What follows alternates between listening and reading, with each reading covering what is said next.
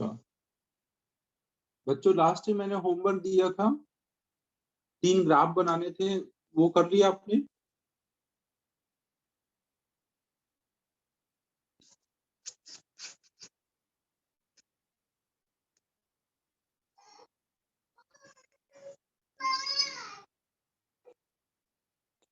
तो पहले वो कर लेते हैं, फिर हम लोग आज काइनेमेटिक्स में ग्राफ बनाना सीखेंगे। तो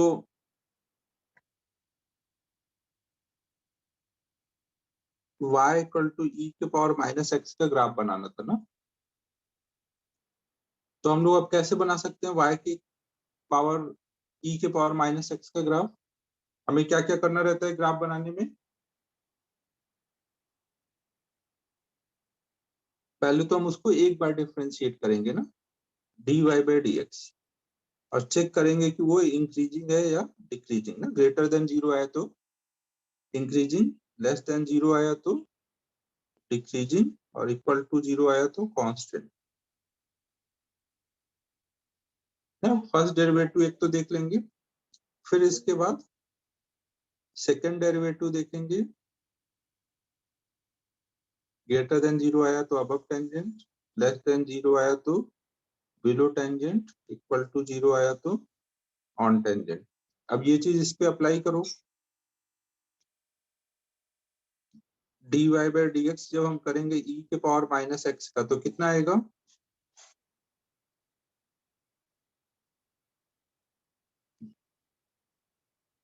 कितना आ जाएगा बच्चों?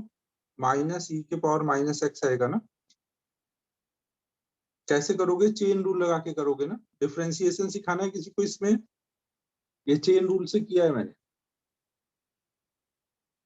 जब भी x की जगह कुछ और आ जाए तो उसको x मान के डिफरेंशिएट कर दो, और फिर इसमें जो भी x की जगह कुछ और था उसको डिफरेंशिएट कर दो।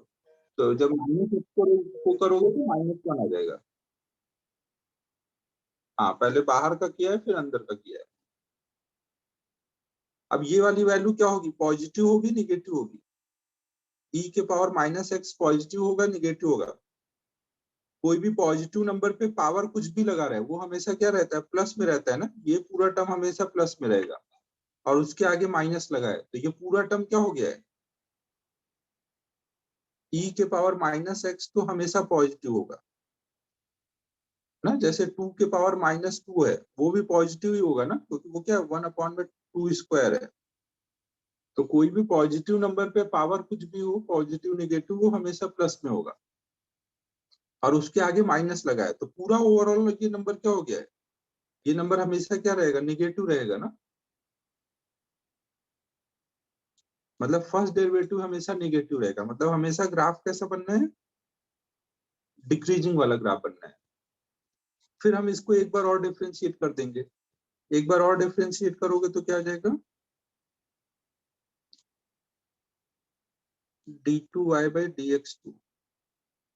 एक बार और करोगे तो ये माइनस बाहर आएगा, d by d x of e के पावर माइनस एक्स ना। इसको डिफरेंशिएट कर रहे हैं ना, इसको एक बार फिर से डिफरेंशिएट कर रहे हैं तो ये माइनस बाहर आ जाएगा, इसको डिफरेंशिएट करेंगे। फिर से बाहर वाले फंक्शन का डिफरेंशिएशन, मतलब ई के पावर एक्स का, फिर एक्स की जगह क्या है? माइनस एक्स, उसका डिफरेंशिएशन। तो यहाँ पे आ जाएगा माइनस ई के पावर माइनस एक्स, मतलब प्लस ई के power minus x.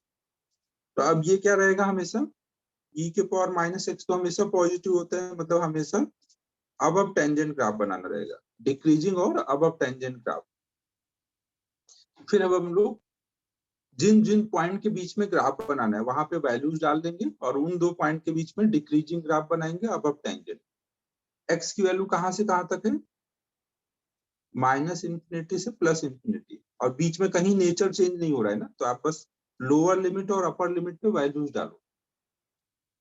y equal to ई के पावर माइनस एक्स है, तो जब लोअर लिमिट डालोगे यहाँ पर, मतलब माइनस इंफिनिटी,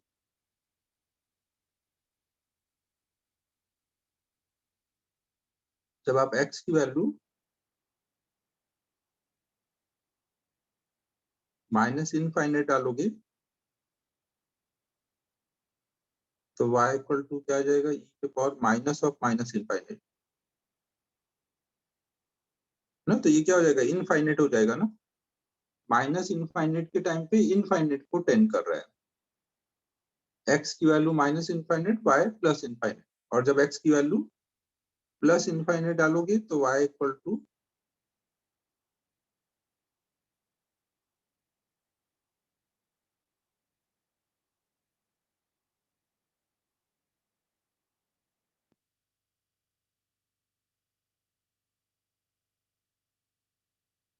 जीरो।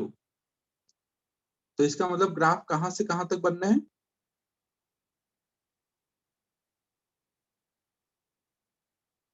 जब x की वैल्यू माइनस इनफाइनाइट को टेंड कर रही है तो y की वैल्यू प्लस इनफाइनाइट को टेंड कर रही है ना।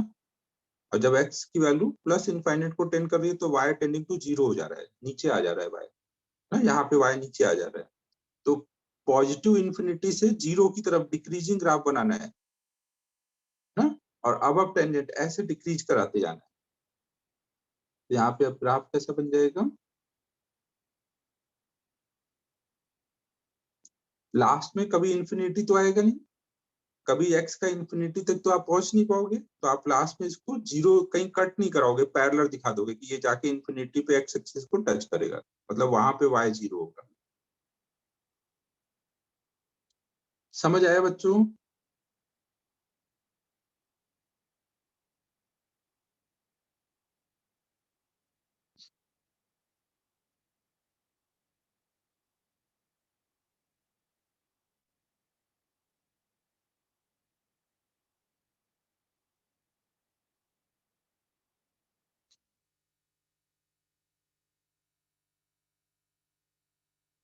फिर अगला हमें ग्राफ बनाना था y equal to ln x का।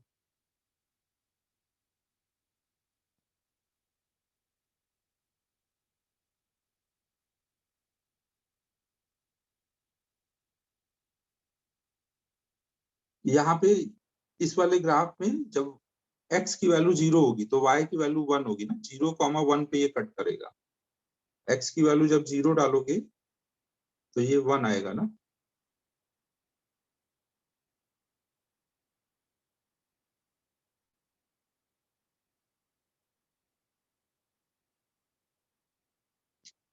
ठीक है बच्चों, अब हम लोग देख रहे हैं दूसरा y equal to ln x का। कोई बताना चाहेगा कैसा आया ग्राफ इसका, e के पावर x का उल्टा समरन, ये माइनस x का बता रहा है ना, e के पावर माइनस x का।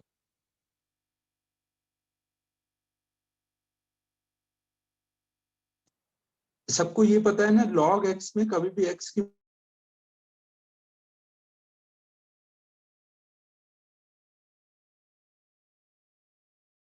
टेंडिंग टू जीरो होती है। तो ln जीरो की वैल्यू किसको टेंड कर रही होती है, जब x की वैल्यू जीरो को टेंड कर रही होगी तो ये उस टाइम पे log जीरो किसको टेंड कर रहा होगा,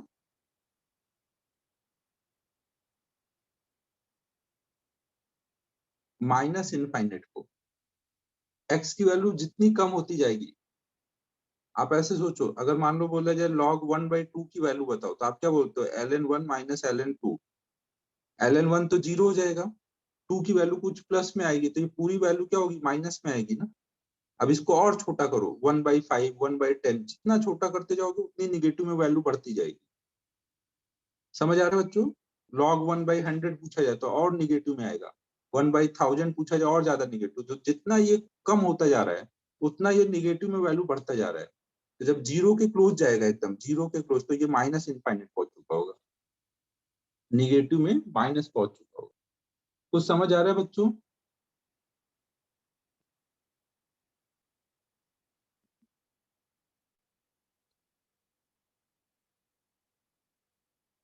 और लॉग के अंदर x की वैल्यू हमेशा प्लस में ही होती है, माइनस में x नहीं डालते ना, पॉजिटिव x के लिए ही लॉग डिफाइन है। और जब x की वैल्यू प्लस में इनफाइनाइट को जाएगी, लॉग में अगर जितना लॉग के अंदर x की वैल्यू बढ़ेगी उतना ही log x भी बढ़ेगा, तो इनफाइनाइट को टेंड करेगा। अब हम लोग नेचर देख लेते हैं, वैल्यूज हमें पता है, फिर हम लोग ग्राफ बना लेंगे। नेचर हम कैसे देखेंगे, एक बार डिफरेंशिएट करो। एक बार डिफरेंशिएशन को केवल y डैश भी बोलते हैं ना, एक बार डिफरेंशिएट करोगे तो कितना आएगा, ln x का डिफरेंशिएशन कितना हो जाएगा 1/x। अब यहाँ पे x हमेशा क्या है, पॉजिटिव है ना, निगेटिव x के लिए तो लॉग होता ही नहीं है, तो ये x हमेशा पॉजिटिव है, तो पूरा ये 1/x हमेशा क्या होगा, बताओ बच्चों, ये पूरा 1/x हमेशा क्या होगा, पॉजिटिव होगा।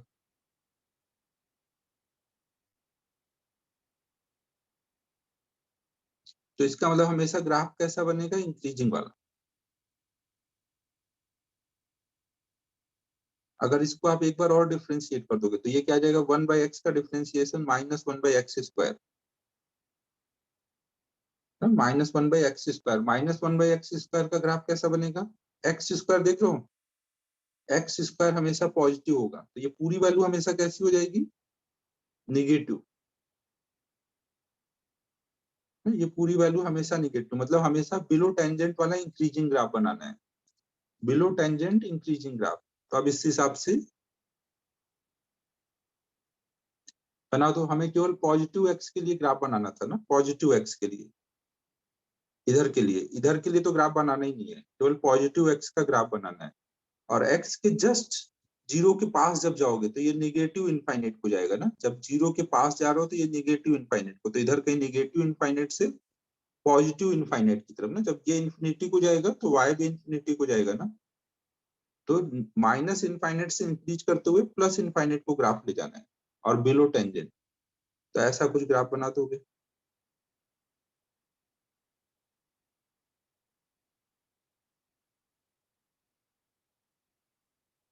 जब x की वैल्यू 1 होगी तो y 0 होगा ना, ln 1 0 होता है ना, जब भी कोई ग्राफ इन्फिनिटी को जा रहा है तो उसको पैरेलल दिखा देते हैं ना, अगर जब x 0 होगा तब जाके y इन्फिनिटी होगा, तो उसको हम ऐसे पैरेलल करके दिखाते हैं। बच्चों ये समझ आया, ln x का ग्राफ।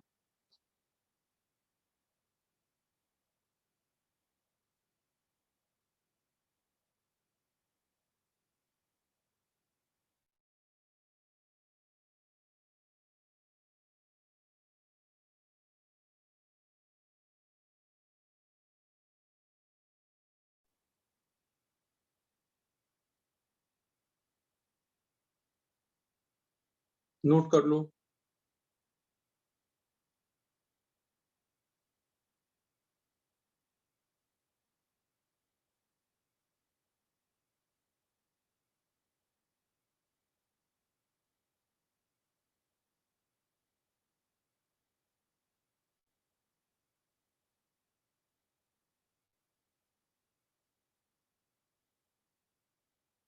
फिर अब हम लोग देखते हैं 1/x का ग्राफ।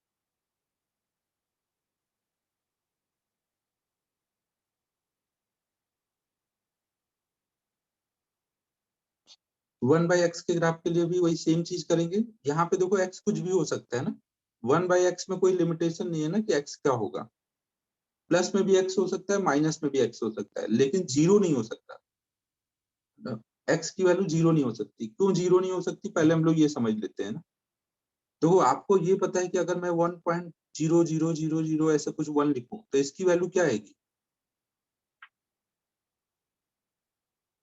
अगर आपका x बहुत छोटा है ना, ये लेकिन नीचे वाला भी प्लस में है, ऊपर वाला भी प्लस में है, नीचे वाला बहुत छोटा है ना लेकिन प्लस में है, तो इसको आप क्या लिखोगे फिर, टेंडिंग टू इन्फिनिटी प्लस में ना, आप इसको बोलोगे 1/0 प्लस, मतलब जीरो से थोड़ा सा बड़ा था।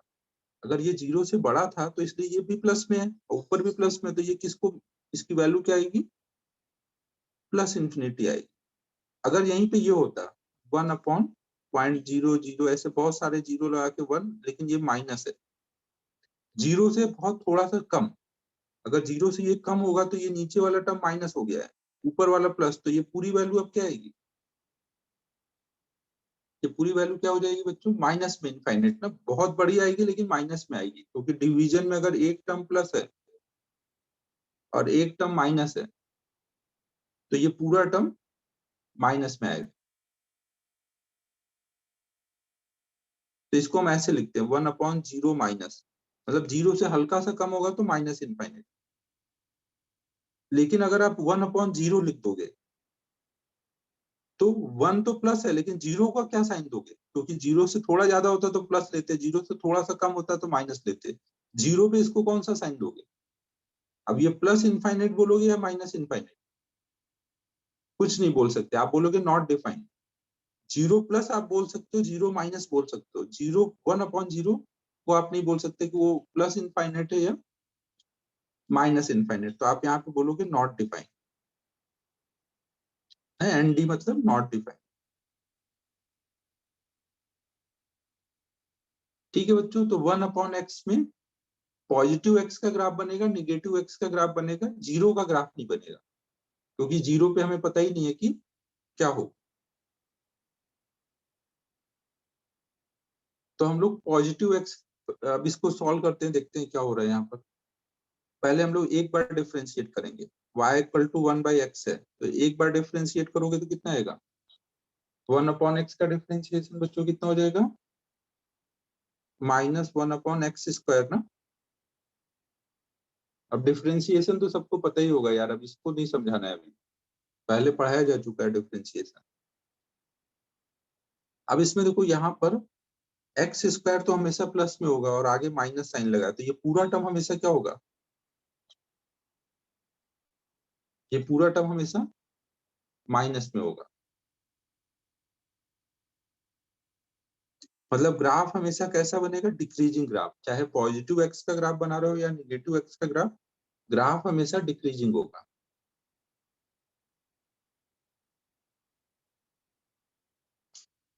फिर अगर हम इसको एक बार और डिफ्रेंशिएट कर दे, एक बार और डिफ्रेंशिएट करेंगे तो क्या आ जाएगा?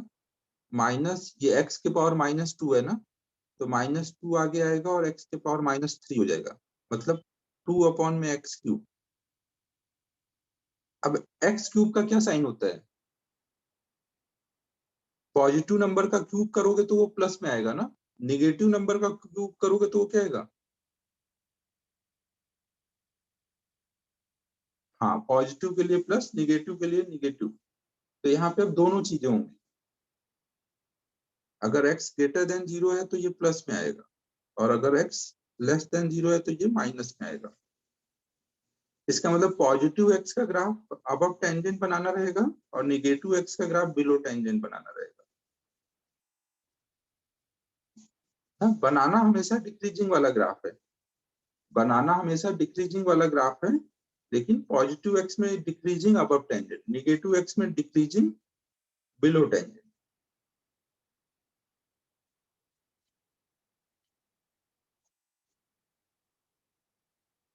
ठीक है बच्चों, अब इस चीज को हम लोग यहाँ पे ड्रॉ कर लेते हैं।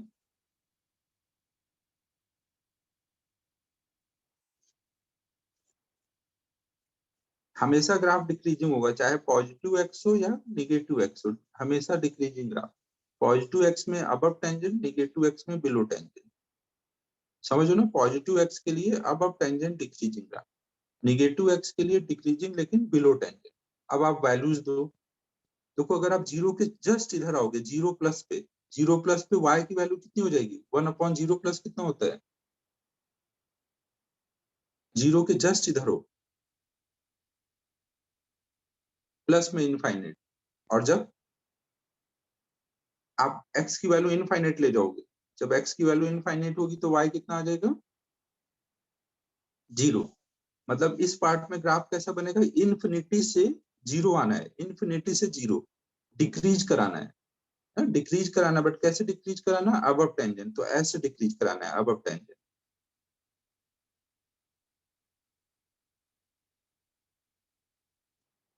ठीक है बच्चों,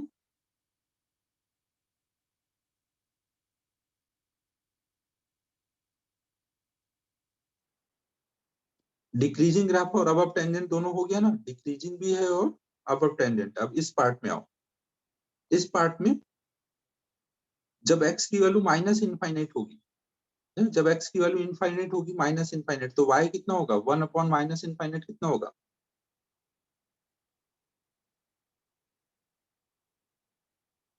1/-, जीरो होगा ना।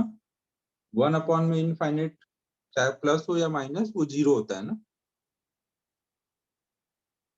तो यहाँ पे कहीं यहाँ से ग्राफ बनाना है, x की वैल्यू माइनस इनफाइनाइट और y की वैल्यू 0, और जब 0 से जस्ट इधर पहुंचोगे 0 माइनस पे, x की वैल्यू जब 0 से जस्ट कम होगी तो ये कितने पे पहुंच जाएगा, y की वैल्यू 1/0 माइनस कितना होता है, माइनस इनफाइनाइट, मतलब 0 से माइनस इनफाइनाइट को लेके जाना है। 0 से माइनस इनफाइनाइट जाएगा तो ग्राफ कैसा हो जाएगा, 0 से निगेटिव की तरफ बढ़ोगे तो ग्राफ हो जाएगा ना डिक्रीजिंग।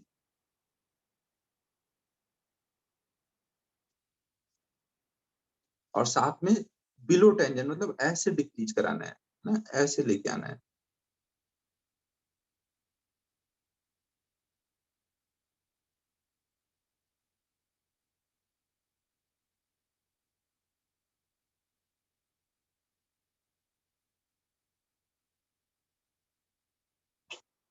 ना, और देखो 0 पे आपने कुछ नहीं बनाया, 0 के इधर का ग्राफ है, 0 के इधर का ग्राफ है, एग्जैक्टली 0 पे क्या ग्राफ है आपको नहीं पता,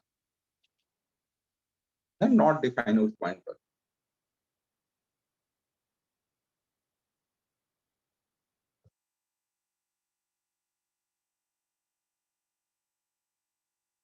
समझ आ गया सभी को बच्चों ग्राफ कैसे ड्रॉ करेंगे। कुछ ग्राफ हमने ड्रॉ कर लिए हैं, ऐसे ही अब कितने भी ग्राफ जरूरत पड़ने पर हम ड्रॉ कर लिया करें।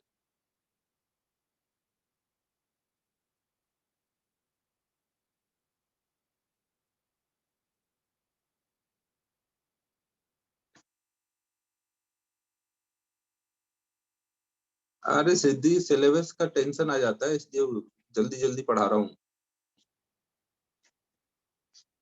10वां लेक्चर आ गया, अभी तक 1D ही चल रहा है।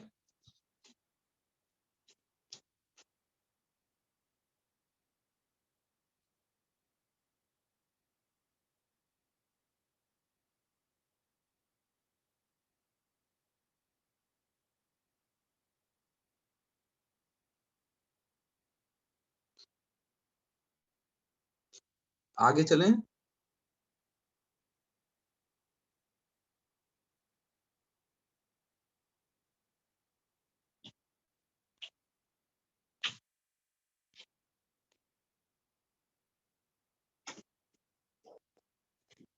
तो देखो अभी हमने कैलकुलस का यूज करके ग्राफ बनाया ना, कोऑर्डिनेट का मैंने बोला था कि रिवाइज कर लेना सभी लोग, और जो बैच 2 वाले बच्चे थे उनको बोला था देख लेना, तो आपने देख लिया होगा ग्राफ बाय कोऑर्डिनेट में।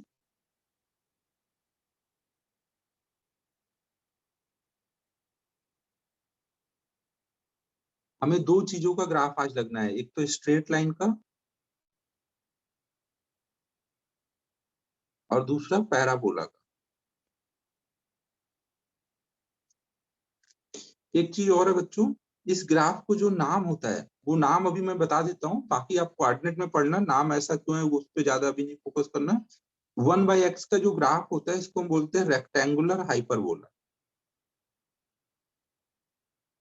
कई बार क्या होगा कि ऑप्शन में केवल नाम दिए रहेंगे, ग्राफ नहीं बना रहेगा, तो आपको उसको देख के बताना रहेगा कि कौन क्या चीज का ये ग्राफ है। 1/x का ग्राफ कैसा होता है, रेक्टेंगुलर हाइपरबोला, इसको हम हाइपरबोला बोलते हैं, रेक्टेंगुलर हाइपरबोला।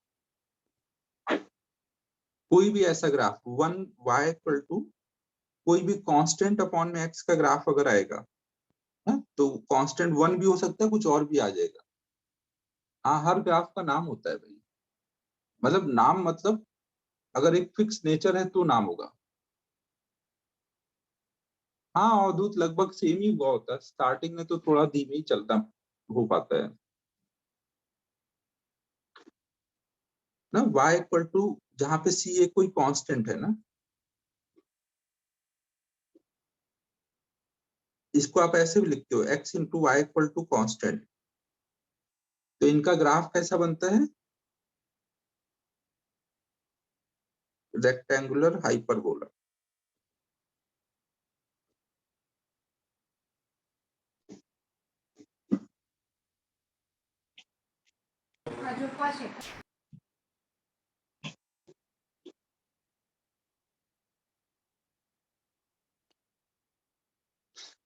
बाकी सबको ग्राफ पहचानना आता है, स्ट्रेट लाइन का ग्राफ कैसा हो, इक्वेशन देख के पहचान लोगे स्ट्रेट लाइन का ग्राफ है या नहीं।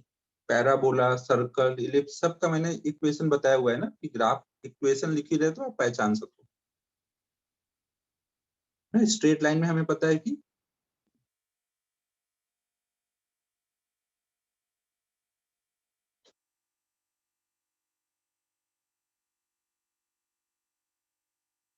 y equal to mx plus c वाला फॉर्म यूज करके आप लिख सकते हो ग्राफ, या फिर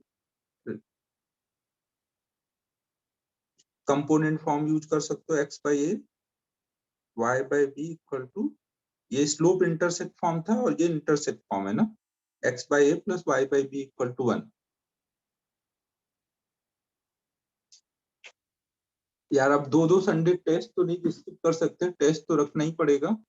टेस्ट का एक बार डेट बता दो कब रखना सही रहेगा। संडे को आफ्टरनून में टेस्ट रख लें, 3 बजे करीब, सुबह खेलने जाएंगे। संडे को आफ्टरनून में रख लेते हैं सुबह।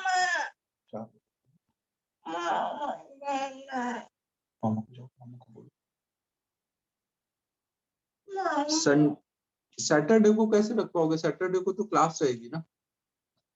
संडे को खेलने के बाद मेरे हिसाब से टेस्ट दे देना, सुबह के टाइम खेल लेंगे और 8 से 10 खेल लेंगे, फिर 1 से 4 टेस्ट दे दो। सैटरडे को सुबह रख दे टेस्ट, संडे को ही रखते हैं यार, क्योंकि सैटरडे फ्राइडे को जो क्लास होगी उसका होमवर्क वगैरह सब करना रहेगा ना, क्योंकि टेस्ट में वो सब भी आएगा। अरे खेलने का में प्रेशर रहेगा तुम लोगों को। ठीक है, अच्छा फिर यही करते हैं। ठीक है बच्चों, फिर सैटरडे को ही रख देते हैं ना सुबह के टाइम पर।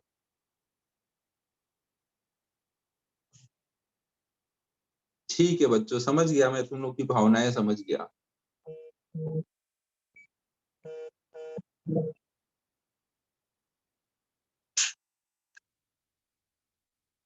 ठीक है, ठीक।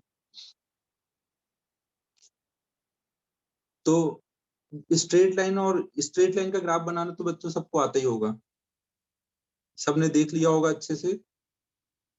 फिर दूसरा हमारा पैराबोला था। पैराबोला में हमने देखा था कि एक का पावर 1 और एक का पावर अगर मैक्सिमम पावर 2 है तो वहां पैराबोलिक ग्राफ बनता है ना। y का पावर 1 x का पावर 2 है तो पैराबोला होगा, या फिर x equal to a y square plus b y plus c, तो भी पैराबोला होगा। तो अब हम लोग इन सब चीजों को यूज करेंगे ना।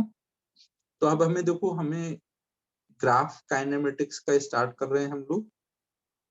हमने अभी तक क्या क्या पढ़ लिया, मोशन को 3 पार्ट में डिवाइड करके पढ़ा हुआ है।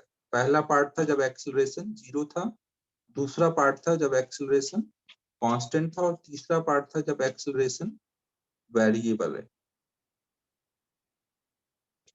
तो अब देखो, कांस्टेंट के लिए पहले हम लोग ग्राफ देखेंगे, फिर सॉरी 0 के लिए ग्राफ देखेंगे पहले, फिर कांस्टेंट के लिए, और वेरिएबल का तो कोई ग्राफ अलग से देखने की जरूरत नहीं है। आपने ऊपर फंक्शन देखे ना, ऐसा कोई भी फंक्शन आ जाएगा तो ग्राफ बनाना रहेगा, क्योंकि वेरिएबल तो कुछ भी दे सकते हैं, कैसा भी फंक्शन देंगे तो फंक्शन रहेगा। तो आपने जो ऊपर पढ़ा है उसको यूज करके ग्राफ बनाएंगे। तो लास्ट में 1-2 क्वेश्चन इसके भी देख लेंगे। हर एक में हम 3 टाइप के ग्राफ देखेंगे। एक तो एक्सेलरेशन एंड टाइम का ग्राफ, वेलोसिटी एंड टाइम का ग्राफ, और डिस्प्लेसमेंट एंड टाइम का ग्राफ, या फिर पोजीशन एंड टाइम का ग्राफ। हर जगह हम ये तीनों केस में ऐसे 3 ग्राफ पढ़ेंगे, ए और टी, बी और टी, और एक्स एंड टी। ठीक है बच्चों। अब ये ग्राफ पढ़ने से पहले हम लोग थोड़ा सा ये देख लेते हैं कि ग्राफ में स्लोप और एरिया का क्या मतलब है। हम लोगों ने पहले देखा हुआ है, एक बार रिवाइज कर लेते हैं। कोई भी अगर हमारा y और x का ग्राफ है ना, तो हमें पता है कि इसके किसी भी पॉइंट पे अगर हम टेंजेंट ड्रॉ करते हैं तो वो जो टेंजेंट होता है उसका स्लोप हम कैसे निकालते हैं, डिफरेंशिएशन से ना। ठीक है बच्चों, डिफरेंशिएशन से। और साथ में हमने ये देखा था कि अगर हमें ग्राफ और एक्स एक्सिस के बीच का एरिया निकालना है,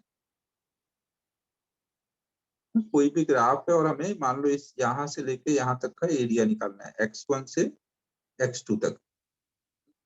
तो एरिया निकालने के लिए क्या होता है, y को हम इंटीग्रेट करते हैं x1 से x2 तक, तो उससे हमें एरिया आ जाता है। ये दो बेसिक चीजें हैं जो हम यहाँ पे भी यूज करेंगे।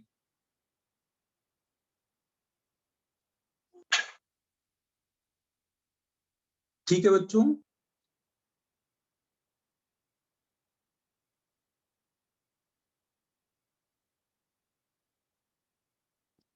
अब देखो हम यहाँ पर तीन टाइप के ग्राफ देखेंगे, तो हर एक ग्राफ में पहले हम ये समझ लेते हैं कि उस ग्राफ का स्लोप क्या बताता है और उस ग्राफ का एरिया क्या बताता है। हमें तीन टाइप के ग्राफ देखने हैं, acceleration time graph, velocity time graph और डिस्प्लेसमेंट टाइम ग्राफ या फिर पोजीशन एंड टाइम ग्राफ। तो हम लोग अगर मान लो पहला देखते हैं एक्सेलरेशन एंड टाइम ग्राफ, तो हर ग्राफ में आपको दो चीजें ध्यान रखनी रहेंगी कि उस ग्राफ का स्लोप क्या बताता है और उस ग्राफ का एरिया क्या बताता है। तो अब जैसे हमारा एक्सेलरेशन और टाइम ग्राफ है, तो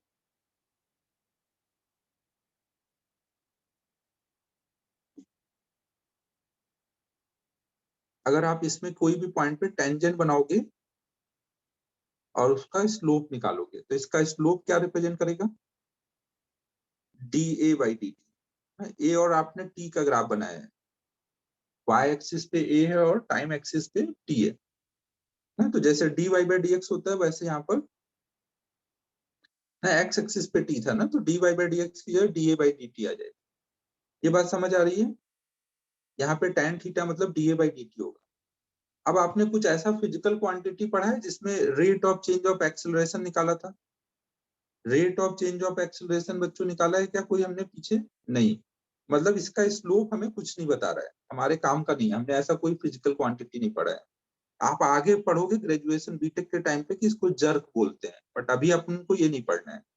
तो मतलब एटी ग्राफ का स्लोप हमें कुछ नहीं बताता है।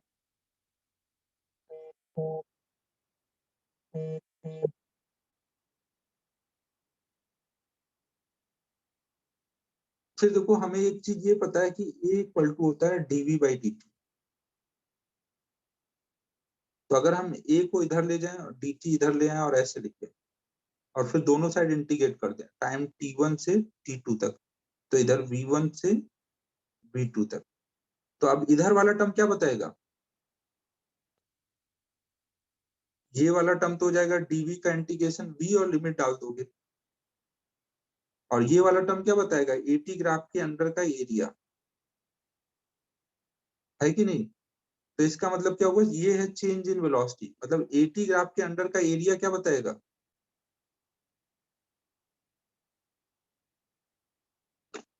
बताओ बच्चों। ए और टी अगर ग्राफ बना है तो इंटीग्रल वाई डी एक्स क्या होता है, एरिया होता है ना। तो ऐसे इंटीग्रल ए डी टी क्या होगा, ए और टी ग्राफ का एरिया होगा। एरिया क्या है, ये एरिया किसके इक्वल आ रहा है, चेंज इन वेलोसिटी के ना। नहीं, ये एरिया अंडर कर्व है और ये चेंज इन वेलोसिटी के इक्वल आ रहा है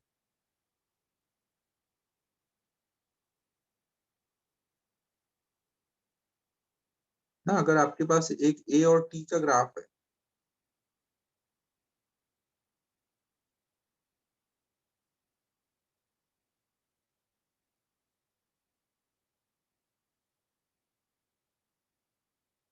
ना जैसे ये हमारा एरिया है, मान लो आपने T1 से T2 तक का एरिया निकाला है, तो वो आपको एरिया किसके बराबर देगा, एटी ग्राफ का एरिया किसको देगा, वेलोसिटी में कितना चेंज आया वो ये बताएगा। ये बात समझ आ रही है बच्चों। ए इक्वल टू होता है dv by d t, d t को इधर ले जाओ, फिर दोनों साइड इंटीग्रेट करो, तो इंटीग्रल ए डी टी क्या होगा, इंटीग्रल वाई डी एक्स क्या होता है, integral y d x area होता है ना, तो वैसे integral a d t a और टी ग्राफ का एरिया हो जाएगा है। तो एरिया किसके बराबर आ जा रहा है, V2 माइनस V1 के ना। ये समझ आया बच्चों।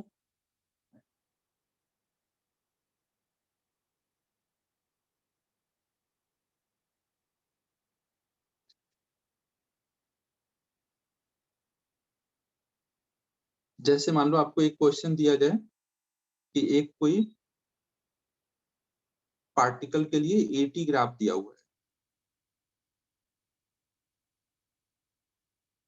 एटी ग्राफ कुछ ऐसा दिया हुआ है।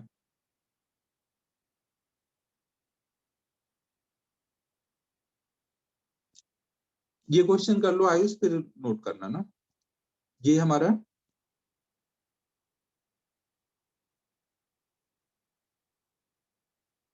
टाइम जब 5 सेकेंड पहुंचा, स्ट्रेट लाइन ग्राफ है तो एक्सेलरेशन कुछ 10 है। एक्सेलरेशन एसआई यूनिट में है, टाइम भी एसआई यूनिट में है। अगर पार्टिकल का टाइम 0 पे वेलोसिटी कुछ था 2 मीटर पर सेकेंड, तो टाइम 5 सेकेंड पर उसकी वेलोसिटी कितनी हो जाएगी?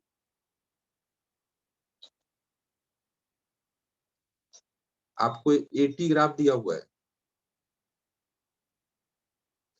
और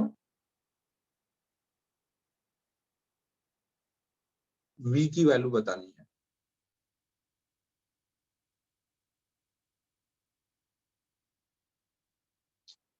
तो आप क्या कर लोगे? हाँ 27। आप यहाँ पे क्या करोगे? एरिया निकालोगे। ये area he change in velocity होगा। एरिया कैसे निकालोगे? Half into base into height ना 25। फिर हमें पता है एरिया बराबर किसके होगा? Change in velocity v minus two के। ना ये सब कुछ यहाँ पे पॉजिटिव डायरेक्शन में जा रहा था, वो गिवन था। तो u की वैल्यू आप 2 डाल दोगे यहाँ पर, तो v की वैल्यू आ जाएगी 27। ठीक है बच्चों।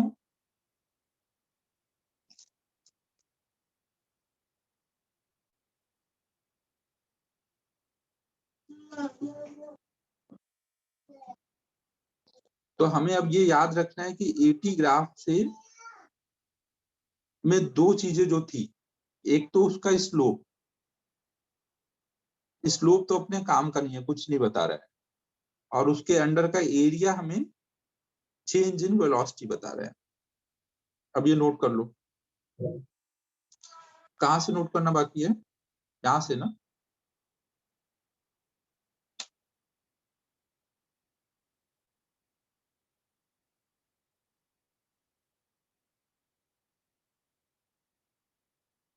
नोट कहाँ से करना है बच्चों? यहाँ से।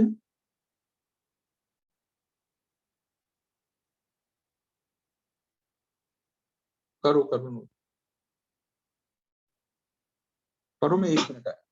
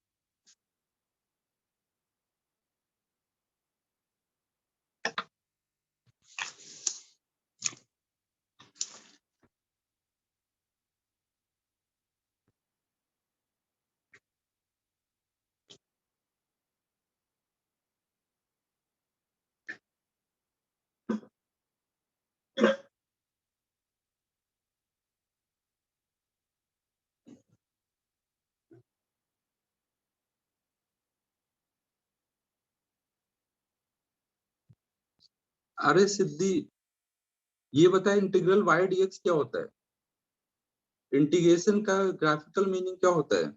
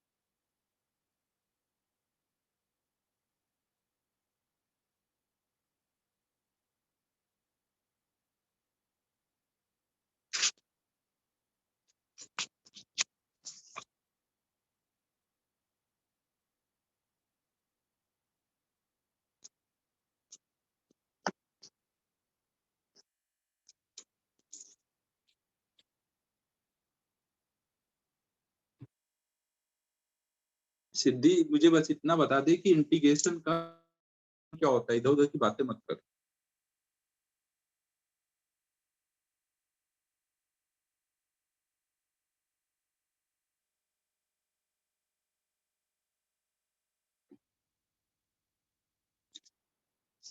जैसे डिफरेंशिएशन का ग्राफिकल मीनिंग क्या है?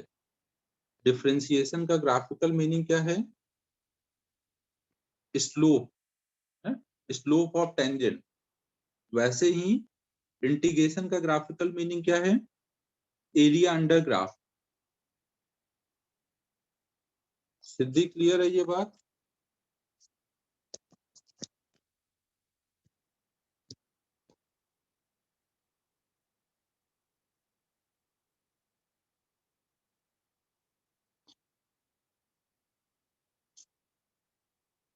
तो अभी समझ आया तुझे? अगर मैंने इंटीग्रल ए डी टी लिखा है तो उसका ग्राफिकल मीनिंग क्या हुआ? वो क्या बता रहा है? एरिया अंडर ग्राफ बता रहा है ना।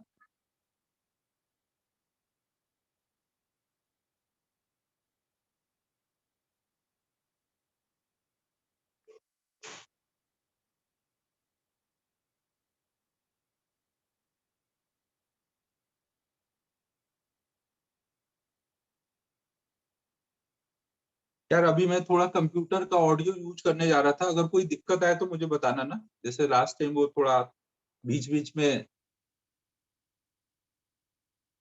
दिक्कतें आ जाती थी ना। अभी मैंने वेब कैम मंगाया था तो उसका वाला ये ऑडियो एक बार यूज करके देखना चाह रहा था।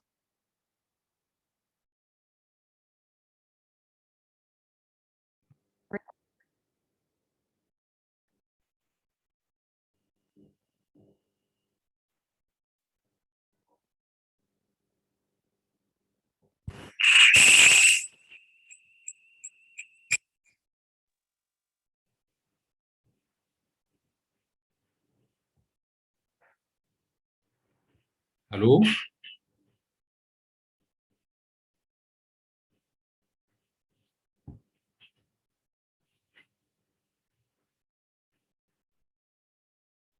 सही है आवाज क्या?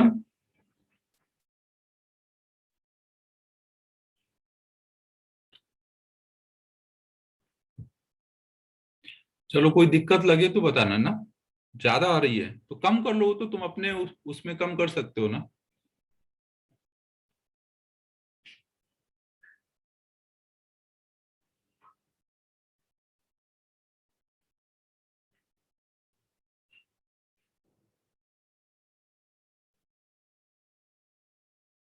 चलो अच्छी बात है, अच्छी बात है। अब ग्रीन स्क्रीन भी मंगाया हुआ है, कुछ दिन बाद ग्रीन स्क्रीन लगा के और एकदम अच्छे से पढ़ाना है।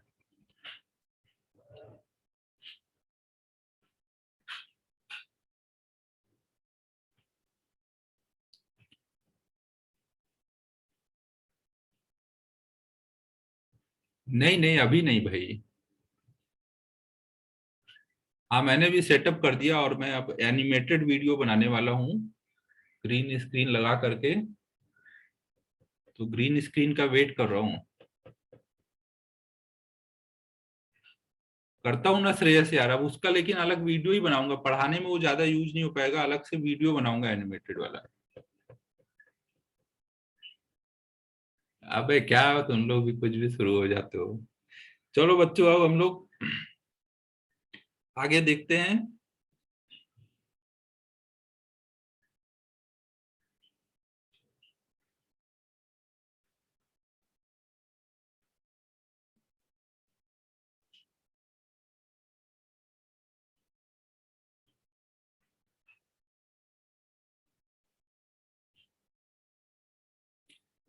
कुछ भी यार। चलो तो अब हम लोग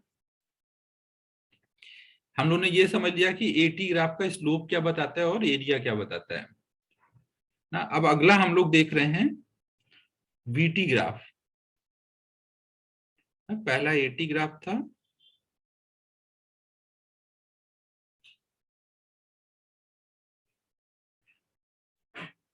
दूसरा वेलोसिटी एंड टाइम ग्राफ।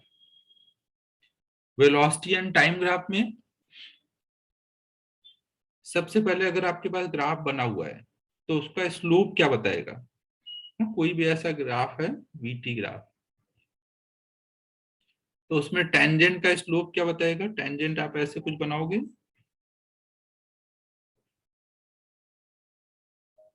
हाँ एक्सेलरेशन ना, तो ये यहाँ पे जो टेंजेंट बनेगा टेन थीटा, वो हमारा क्या होगा? डीवी बाई डी टी होगा ना।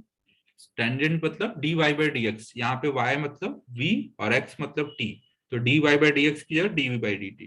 तो टेंजेंट का स्लोप क्या बताता है? एक्सेलरेशन बताता है ना। डीवी बाई डी टी क्या होता है? एक्सेलरेशन। ये वेलोसिटी एंड टाइम ग्राफ है ना, स्पीड एंड टाइम नहीं है, वेलोसिटी एंड टाइम, तो इसलिए ये एक्सेलरेशन है। आवाज क्लियर नहीं है बच्चों? आवाज क्लियर नहीं है क्या?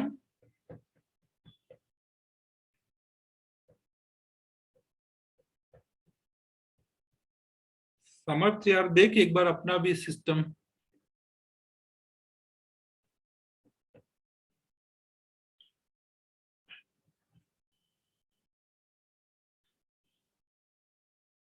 ठीक है बच्चों, ठीक है। तो गजब आवाज आ रही है, क्या बात है।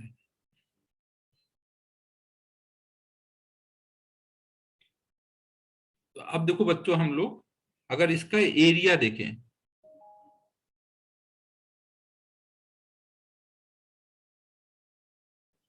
वीटी ग्राफ का एरिया क्या बताएगा?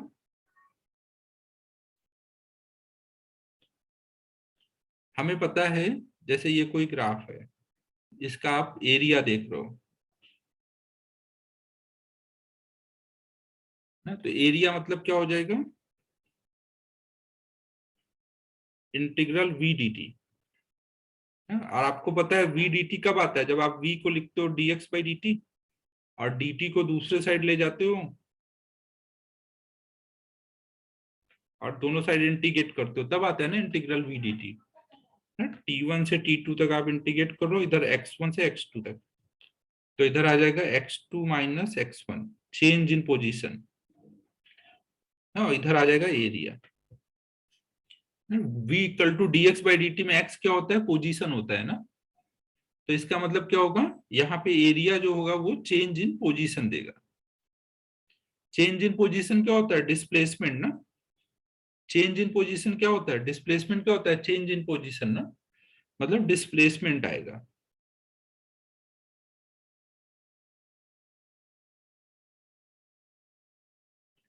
तो वीटी ग्राफ का स्लोप भी कुछ दे रहा है और एरिया भी कुछ दे रहा है ना।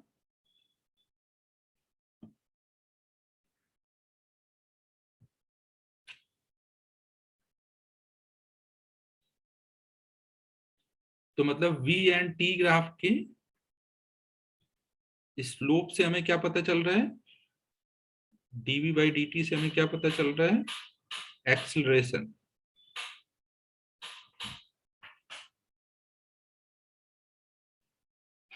हाँ, स्लोप जो होगा वो इंस्टेंटेनियस एक्सिलरेशन होगा ना, डीवी बाई डी टी है ना। वी यहाँ पे इंस्टेंटेनियस वेलोसिटी है और एरिया जो होगा वो हमें डिस्प्लेसमेंट देगा। अब देखो, याद रखने के लिए आप कैसे सोचोगे? आपको याद रखने के लिए क्या करना है? स्लोप निकालना है तो वी और टी को डिवाइड कर लोगे।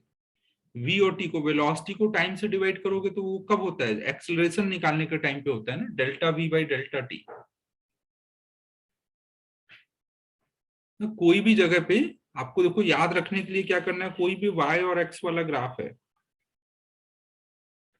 और आपको पता करना है कि स्लोप क्या बता रहा है, तो आप स्लोप के लिए delta y by delta x करके सोचो कि ये क्या होता है, और एरिया के लिए वाई और एक्स को मल्टीप्लाई करके सोचो कि ये क्या होता है ना। तो देखो, जैसे यहाँ पे delta v by delta T करोगे तो एक्सेलरेशन है, वेलोसिटी और टाइम को मल्टीप्लाई करोगे तो वो क्या होगा? डिस्प्लेसमेंट ना। एरिया के लिए इन दोनों को मल्टीप्लाई करके सोचो कि कौन सी फिजिकल क्वांटिटी होती है, वेलोसिटी इनटू टाइम डिस्प्लेसमेंट देगा। तो ऐसे आप याद रख सकते हो ना, एरिया निकालना है तो इनको मल्टीप्लाई करके सोचो क्या देगा। स्लोप निकालना है तो delta y by delta x करके सोचो। समझो बच्चों। सेम चीज एटी ग्राफ में था। एटी ग्राफ में delta a by delta t कुछ देता है क्या? नहीं, लेकिन a into t, area into time, हमें क्या देता है? चेंज इन वेलोसिटी ना, क्योंकि एक्सेलरेशन इक्वल टू होता था delta v by delta T. तो इसको इधर ले जाओगे, एक्सेलरेशन और टाइम मल्टीप्लाई होंगे तो वो क्या देंगे? चेंज इन वेलोसिटी देंगे। तो आपको ऐसे याद रखने में इजी रहेगा कि अगर आपको कभी भी पूछा जाए कोई ग्राफ दिया, उसका स्लोप क्या बता रहा है, तो आप ऐसे डिवाइड करके सोचो। एरिया क्या बता रहा है, तो इन दोनों को मल्टीप्लाई करके सोचो वो कौन सी फिजिकल क्वांटिटी है। ठीक है बच्चों?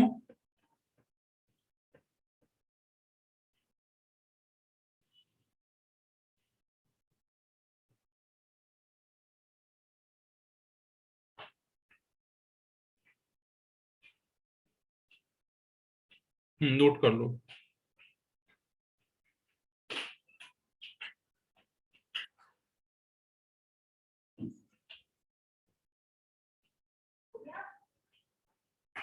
यहां से करना होगा ना?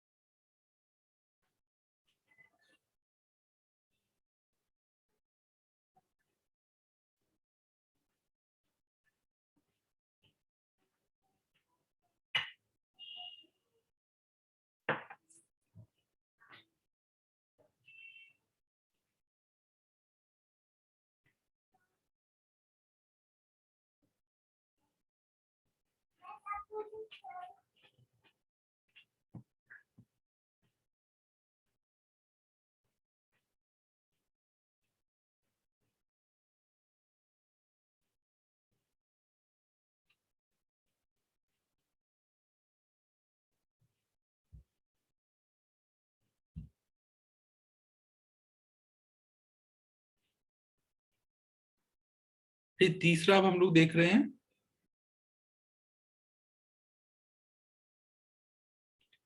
पोजीशन एंड टाइम ग्राफ क्या बताएगा।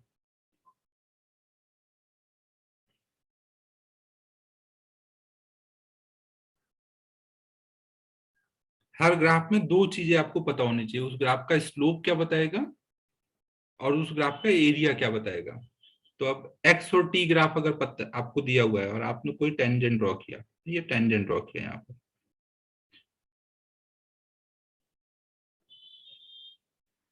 तो ये टेंजेंट का स्लोप,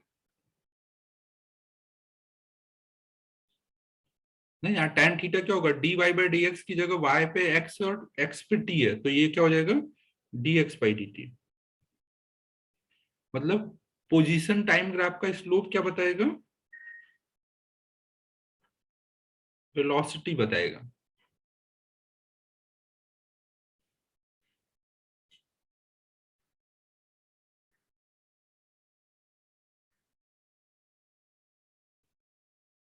और अगर हम इसका एरिया देखें,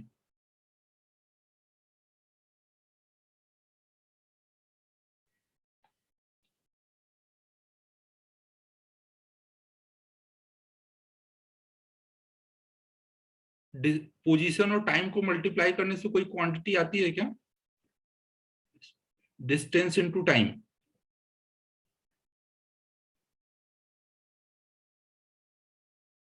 क्रिस अभी क्वेश्चन मत सोच, वो सब मैं बताऊंगा भाई, अभी जो मैं बताना चाह रहा हूँ उस पर फोकस करना। कुछ और कैसे निकालेंगे वो सब अभी आगे पढ़ना है। ठीक है बच्चों? तो इसका जो एरिया होगा, एरिया मतलब क्या हो जाएगा, जब एक्स और टी मल्टीप्लाई हो रहे होंगे और इंटीग्रेट कर रहे होंगे। तो आपने कभी डिस्प्लेसमेंट और टाइम मल्टीप्लाई करके कुछ निकाला था फिजिक्स में? अभी तक नहीं किया है ना? तो एरिया यहाँ पे कुछ भी रिप्रेजेंट नहीं करेगा, अपने काम का नहीं है ये।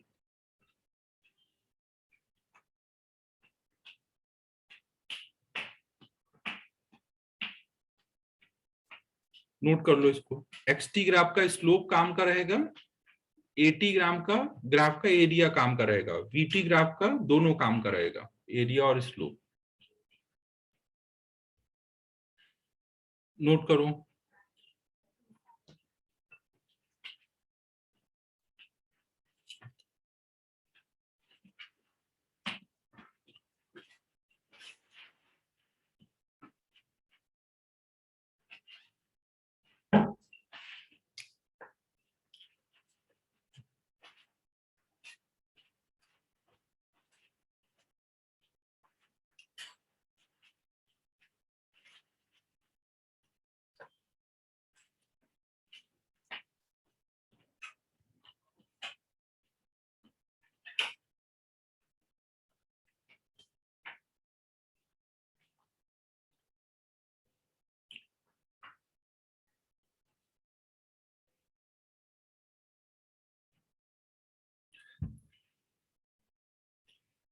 अब हम लोग आते हैं ग्राफ बनाने पे ना। हमने ग्राफ का मतलब समझ लिया है कि, और एक चीज और हम लोग यहाँ पे समझ लेते हैं।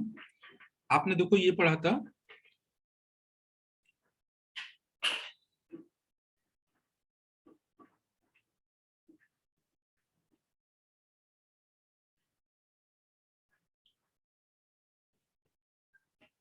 जल्दी लिखो क्रिस।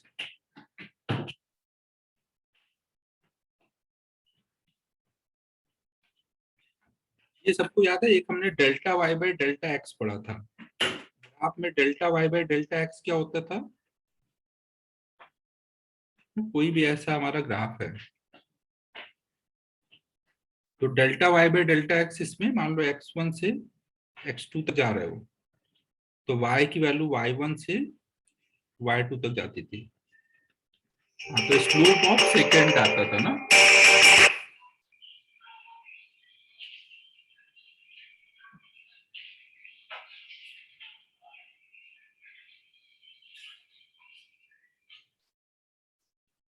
तो यहाँ पे जो आपका ऐसे एक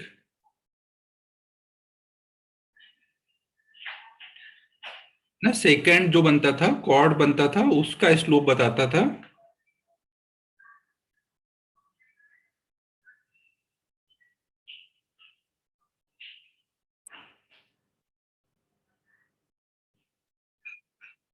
delta y by delta x second का स्लोप बताता था। तो ये सेम चीज हम तीनों ग्राफ में देख लेते हैं। तीनों ग्राफ में सेकेंड का स्लोप क्या बता रहा होगा?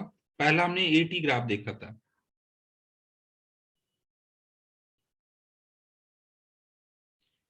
एटी ग्राफ में आपको पता है कि जो टेंजेंट होता है वो कुछ नहीं बताता, तो इसका सेकेंड का भी स्लोप कुछ नहीं बताएगा। सेकेंड का स्लोप मतलब delta a by delta T. तो ये तो अपने कोई काम का नहीं है ना। D a by d T काम का नहीं था, तो delta a by delta T भी काम का नहीं होगा।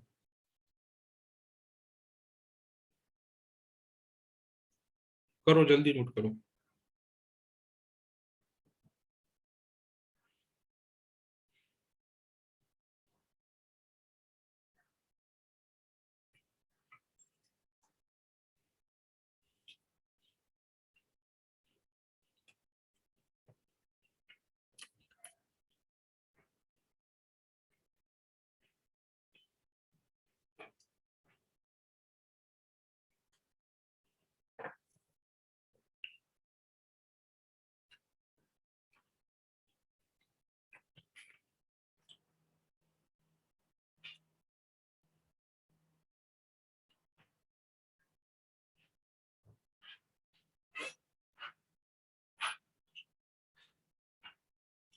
अब दूसरा हम लोग देख रहे हैं वीटी ग्राफ।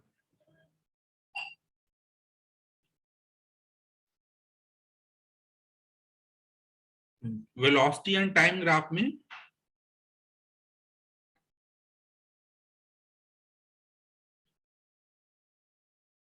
कोई सेकेंड आपने बनाया, tan theta equal to delta v by delta t.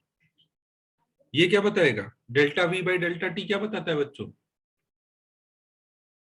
Average acceleration ना। DV by d t instantaneous acceleration, और delta v by delta t average acceleration. समझ आ रहा है बच्चों ये बात? ए इक्वल टू हमें पता है डीवी बाई डी टी होता है, इंस्टेंटेनियस एक्सेलरेशन। लेकिन अगर हम कोई इंस्टेंट पे नहीं निकाल रहे हैं, कोई इंटरवल में निकाल रहे हैं, तो वहां delta v by delta T करते हैं ना, वो क्या हो जाता है? एवरेज। बच्चों ये बात क्लियर है? वेलोसिटी टाइम ग्राफ में सेकेंड का स्लोप क्या बताएगा? Average acceleration.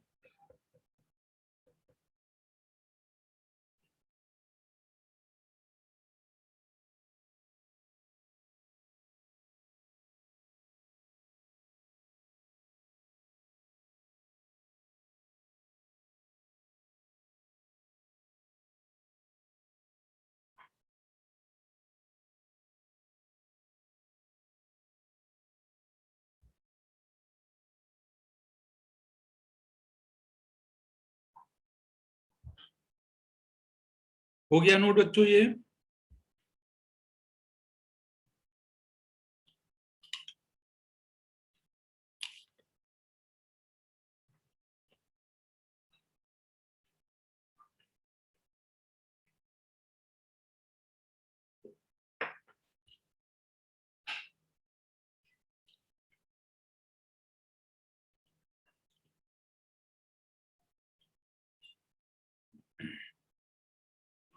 तीसरा देखते हैं अब हम लोग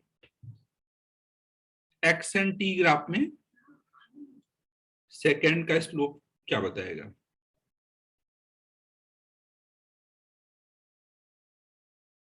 कोई एक्स टी ग्राफ बना हुआ है, इसमें आपने कोई सेकेंड बना दिया।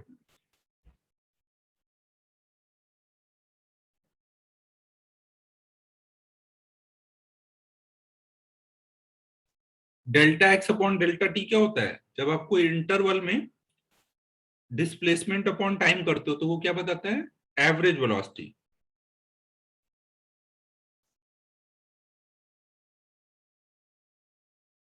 सेकेंड का स्लोप एवरेज वेलोसिटी बताता है, और dx बाई dt क्या बताता है, इंस्टेंटेनियस वेलोसिटी। सही है बच्चों।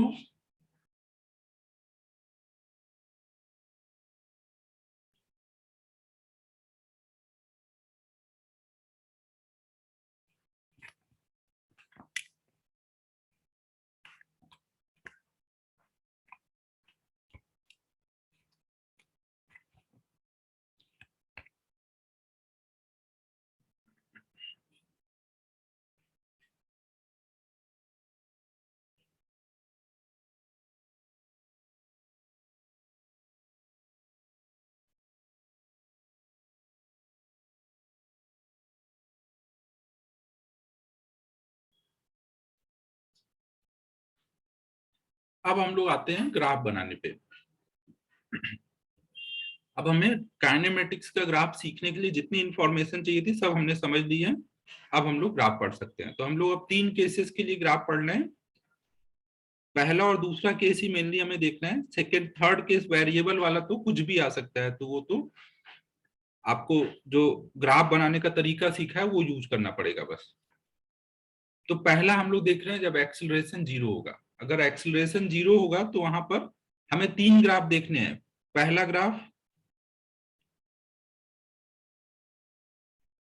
Eighty graph, A and T graph कैसा बनेगा,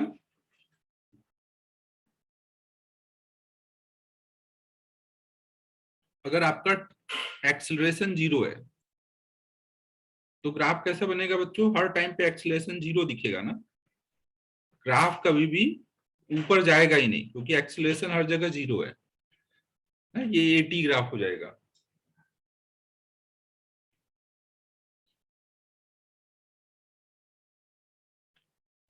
फिर दूसरा आता है velocity and time graph.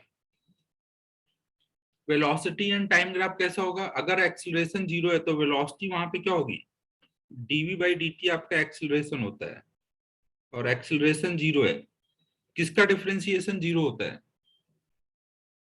Constant का ना। तो मतलब यहाँ वेलोसिटी क्या है, कांस्टेंट है। वेलोसिटी कांस्टेंट है, जिधर को भी एक बार पार्टिकल चलने लग गया उधर ही चलता रहेगा। तो मतलब वेलोसिटी एंड टाइम ग्राफ कैसा बन जाएगा,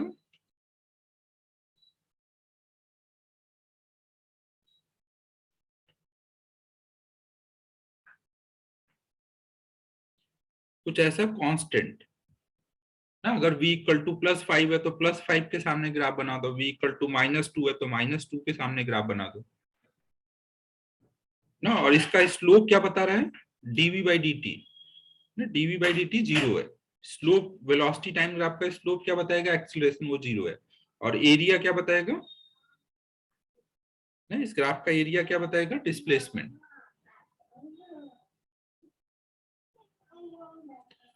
ठीक है बच्चों।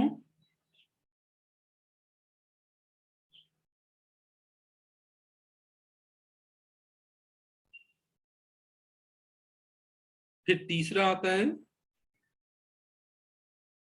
अब देखो यहाँ पे अगर वेलोसिटी कांस्टेंट है तो कोई भी टाइम पे आप अगर delta x by delta T करोगे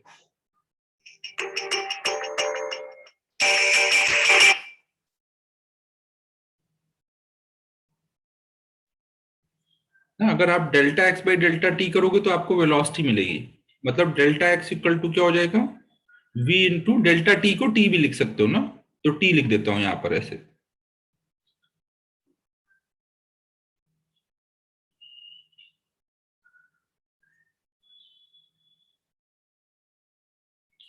तो डिस्प्लेसमेंट इक्वल टू क्या होता है, v इंटू टी। डिस्प्लेसमेंट को आप क्या लिख सकते हो, final position minus initial position.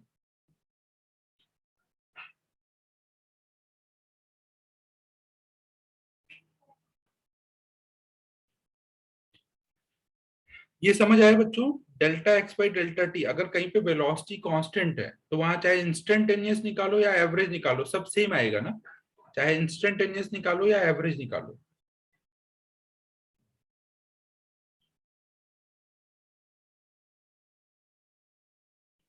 समझो, तो हमने एवरेज निकाला, तो उससे आ गया delta x equal to v T.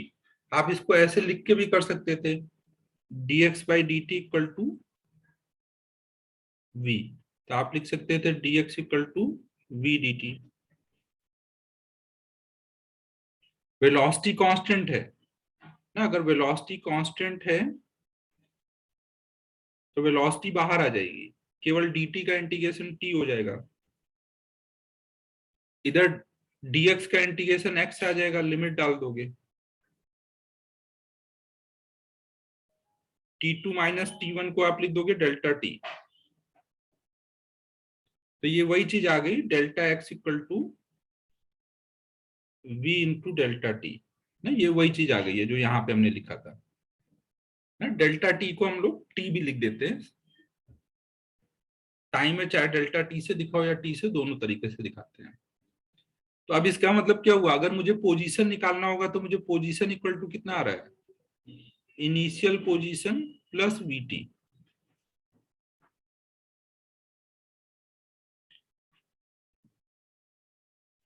ये किस चीज का ग्राफ रिप्रेजेंट कर रहा है, y equal to M X plus C. C का काम यहाँ पे ये कर रहा है, इनिशियल पोजीशन। स्लोप का काम यहाँ पे v कर रहा है, और x का काम यहाँ पे t कर रहा है।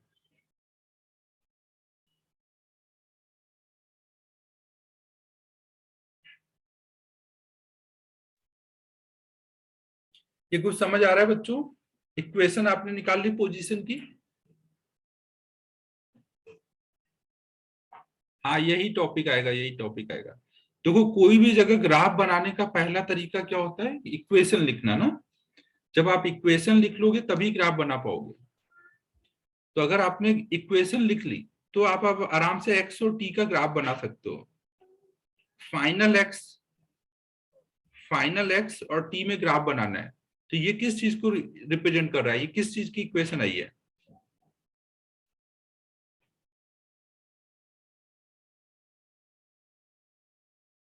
स्ट्रेट लाइन की ना। यहाँ पर एक्स और टी में ग्राफ कैसा बनेगा, स्ट्रेट लाइन का ग्राफ बनेगा। तो स्ट्रेट लाइन का ग्राफ आप कैसे बनाओगे, ये इंटरसेप्ट है ना, ये स्लोप है।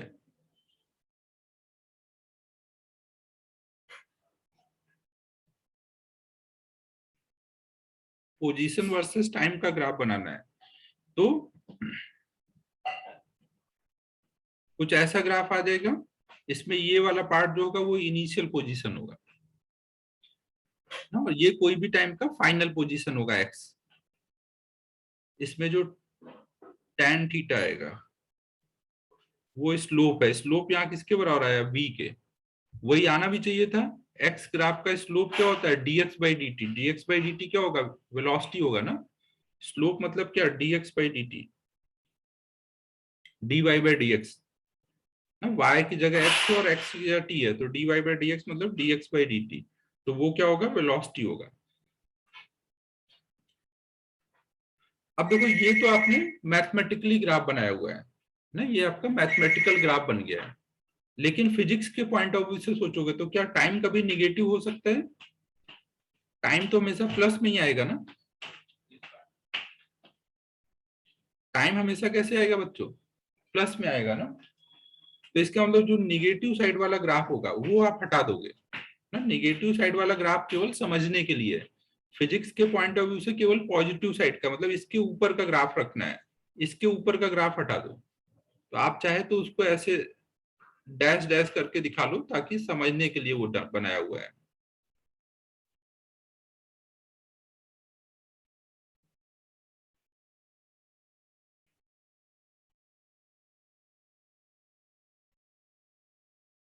ना आपका बस ग्राफ जो एक्चुअल बनाना था वो बस इतना ही पार्ट बनाना था।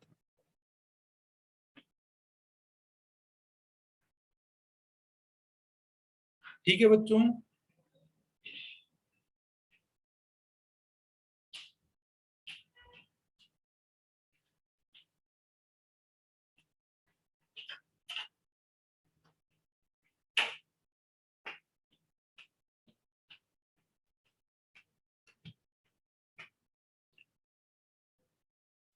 अब इस चीज को हम लोग कोई प्रॉब्लम में अप्लाई करके देखते हैं तो हमें चीजें और क्लियर हो जाएंगी।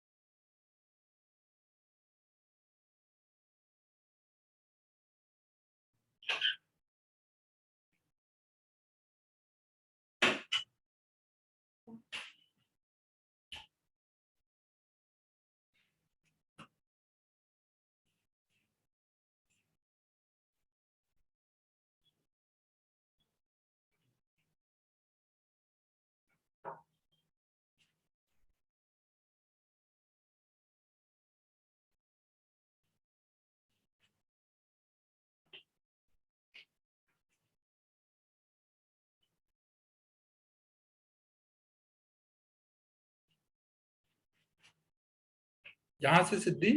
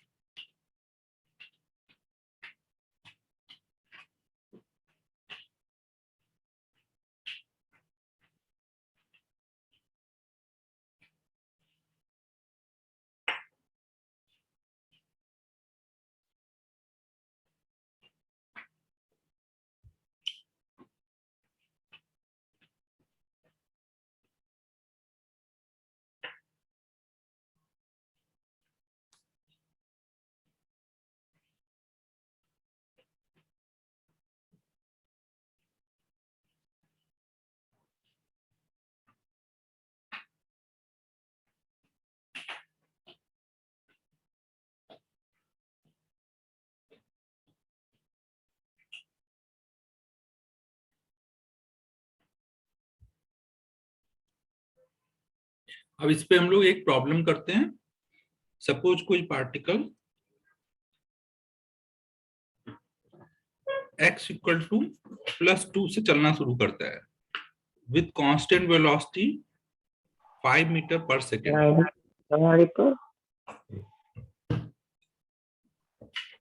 ओरिजिन आपका यहाँ पर है x इक्वल टू 0। तो आपको करना है ड्रॉ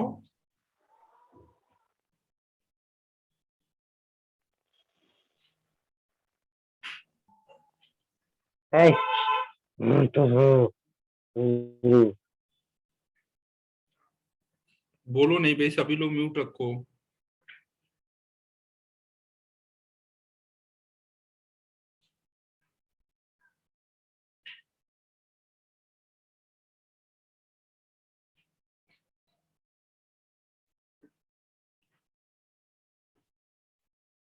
तो आपको यहाँ पे करना है draw a and t graph, v and t graph,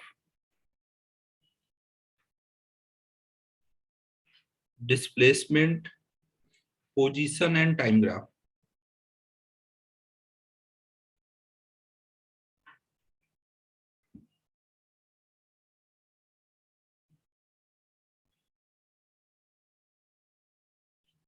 displacement and time graph.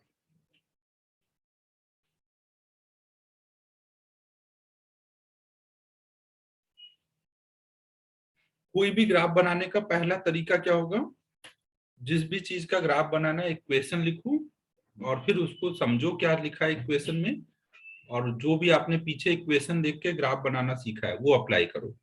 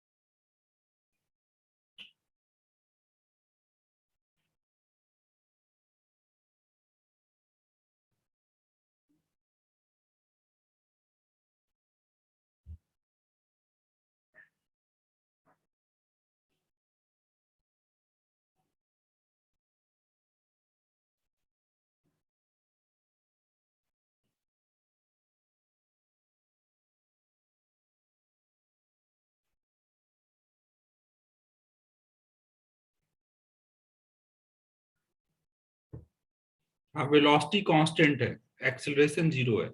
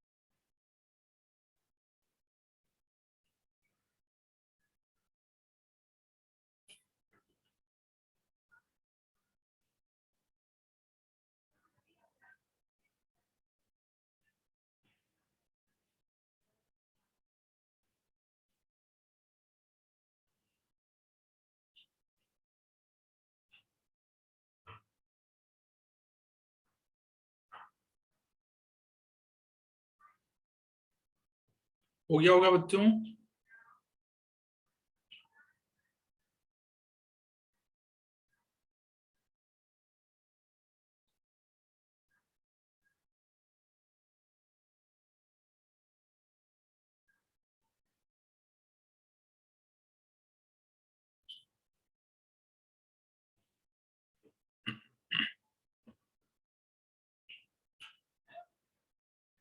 तीन और चार सेम नहीं आएंगे। देखो, सबसे पहला ग्राफ आपने जो बनाया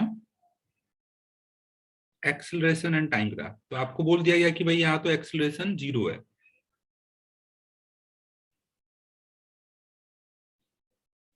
तो 0 का ग्राफ हम लोग ऐसे बना देंगे।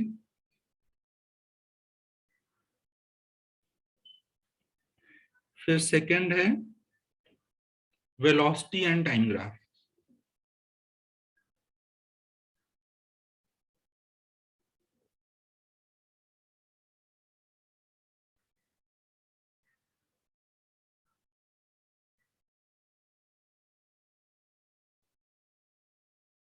वेलोसिटी एंड टाइम ग्राफ, तो वेलोसिटी हमेशा कितनी है, +5 ना। तो आप यहाँ +5 के सामने, ये क्या हुआ, तो यहाँ पे आप +5 के सामने ग्राफ बना दोगे ना। ये आगे तक ऐसे चलता रह रहा है। तीसरा आपको पूछा गया है पोजीशन एंड टाइम ग्राफ ना। फाइनल पोजीशन क्या है, initial position plus VT. Initial position कितना था 2, वेलोसिटी है 5, फाइनल पोजीशन को हम केवल x से लिख रहे हैं ना, तो x इक्वल टू आ गया 5t प्लस 2 ना। तो ये किस टाइप का रिलेशन है, जैसे y equal to mx plus c होता था ना। स्लोप की जगह ये 5 है और c की जगह 2 है ना। y एक्सिस की जगह यहाँ x दिखाना है और x एक्सिस की जगह यहाँ टाइम दिखाना है। अब स्ट्रेट लाइन का ग्राफ बना दो। स्ट्रेट लाइन का ग्राफ किस दिन के लिए सीखा था, आज के लिए ना। इंटरसेप्ट कितना लेना है 2, इंटरसेप्ट से पॉजिटिव स्लोप वाली लाइन ड्रॉ करनी है। तो पॉजिटिव स्लोप ऐसे आएगा या ऐसे आएगा ना। 2 पे चले जाओगे, 2 इंटरसेप्ट है, 2 इंटरसेप्ट के बाद जाकर के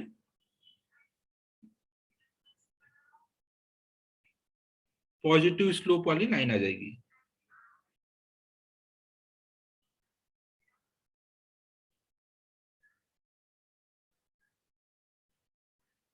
अब इसमें ग्राफ में हमें पता है कि निगेटिव टाइम वाला ग्राफ हमें नहीं बनाना है, तो ये मैथमेटिकल ग्राफ है, इसमें फिर हम अपने काम का ग्राफ रखेंगे, बाकी हटा देंगे। आप चाहे तो पूरा रब कर दो या समझने के लिए इतना ऐसे डॉटेड बना के रखो। टाइम कभी भी निगेटिव नहीं हो सकता। समझ आ रहा है बच्चों। यहाँ पे ये जो इंटरसेप्ट है ये क्या बता रहा है, उसका इनिशियल पोजीशन ना, कहां से वो चला था।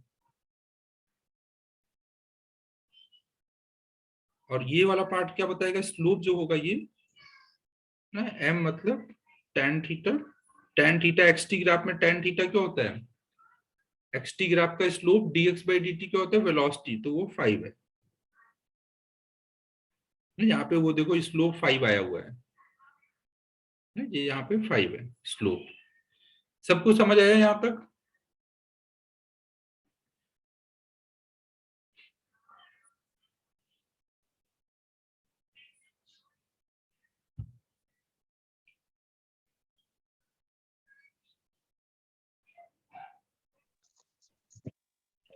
अब फोर्थ पार्ट करते हैं। चिन्मय म्यूट रखो भाई। फोर्थ पार्ट में हमें देखो डिस्प्लेसमेंट और टाइम का ग्राफ चाहिए ना। आपको देखो फोर्थ पार्ट में से पहले आपको ये पता था कि पोजीशन और टाइम का ग्राफ ऐसे है। रिलेशन ये है ना, इस पोजीशन को इधर कर दोगे, final position minus initial position, तो ये क्या हो जाएगा, डिस्प्लेसमेंट। डिस्प्लेसमेंट जो होगा वो क्या आएगा, वेलोसिटी इनटू टाइम। हाँ चिन्मय तू अनम्यूट था ना, आवाज आ रही थी तेरे यहाँ से। डिस्प्लेसमेंट इक्वल टू क्या आएगा, वेलोसिटी इनटू टाइम ना। याद है सबको, change in position. Change in position को आप क्या लिखते हो, डिस्प्लेसमेंट लिखते हो ना। तो डिस्प्लेसमेंट में क्या रिलेशन आ रहा है, डिस्प्लेसमेंट इक्वल टू आ रहा है वेलोसिटी 5 है इनटू टाइम। तो ये इसका ग्राफ कैसे बनेगा, y इक्वल टू mx का ग्राफ, यहाँ c नहीं है ना।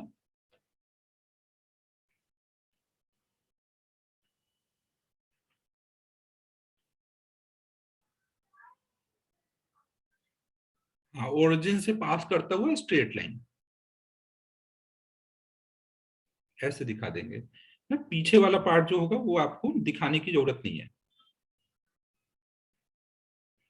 तो tan थीटा इक्वल टू आ जाएगा 5, मतलब वेलोसिटी। आप खुद सोचो, अगर शुरू हो रहा है कोई भी जर्नी, तो शुरू में डिस्प्लेसमेंट थोड़ी हो जाएगा, चलने के बाद ही डिस्प्लेसमेंट आएगा ना। शुरू में तो डिस्प्लेसमेंट 0 ही होना चाहिए, फिर जैसे जैसे टाइम बढ़ेगा वो आगे जाता जाएगा, डिस्प्लेसमेंट बढ़ता जाएगा। पोजीशन कहीं से भी शुरू हो सकता है, इनिशियल डिस्प्लेसमेंट तो 0 ही होगा ना।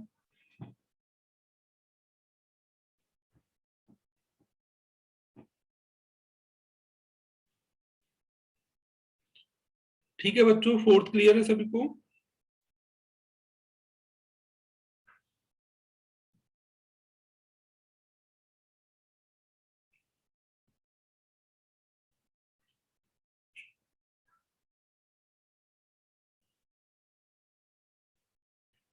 फिर पांचवें पार्ट में हमें पूछा गया है डिस्प्लेसमेंट इन फर्स्ट 2 सेकेंड। 5वें पार्ट में हमें पूछा गया है डिस्प्लेसमेंट इन फर्स्ट 2 सेकेंड। तो अभी देखो हम लोग ग्राफिकली ये निकालना चाह रहे हैं। हम वैसे तो निकाल ही सकते हैं, वेलोसिटी इनटू टाइम करके डिस्प्लेसमेंट आ जाएगा ना। डायरेक्ट आप वेलोसिटी इनटू टाइम यहाँ पे टाइम रखोगे तो डिस्प्लेसमेंट आ जाएगा। लेकिन अगर हमें ग्राफिकली निकालना रहे तो हम क्या करेंगे, वेलोसिटी और टाइम का अगर हमें ग्राफ पता है,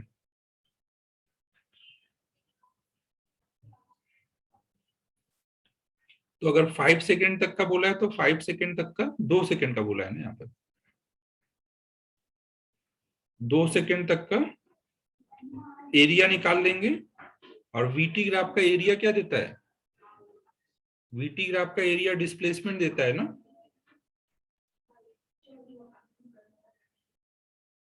ये रेक्टेंगल बन रहा है ना, रेक्टेंगल का एरिया क्या आएगा, 5 इंटू 2 10। तो यही हमारा डिस्प्लेसमेंट हो जाएगा। ये समझ आया बच्चों?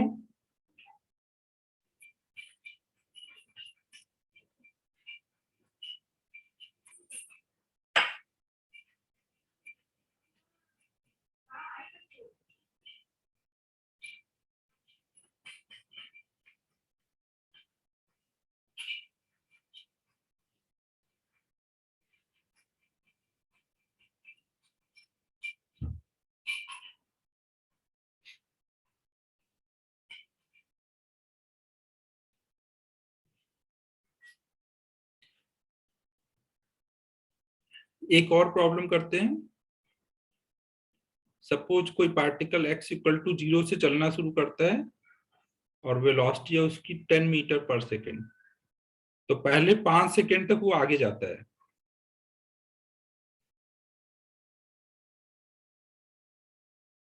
पहले 5 सेकेंड तक वो आगे आया और उसके बाद वो रिवर्स जाने लगता है।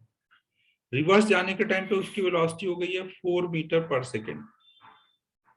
और अगले 5 सेकेंड तक वो पीछे आता है। तो इस पूरी जर्नी का वीटी ग्राफ बनाना है आपको।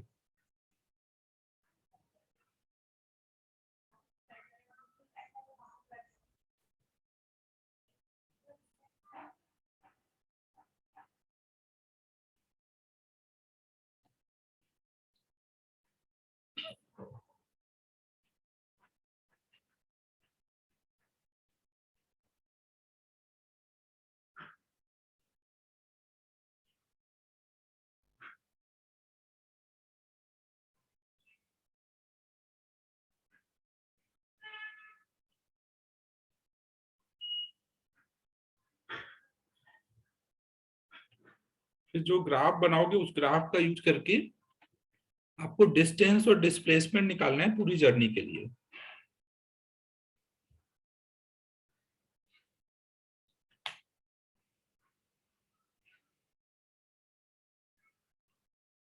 पहले 10 सेकंड तक वो आगे 5 सेकंड तक आगे गया है, फिर अगले 5 सेकंड में वापस आया है। तो टाइम कितना हो जाएगा, total time of journey 10 second हो जाएगा ना। ये स्टॉप वॉच का टाइम लिखा है मैंने, पहले 5 सेकंड आगे फिर अगले 5 सेकंड पीछे। तो स्टॉप वॉच में टाइम टोटल कितना हो जाएगा, 10 सेकंड।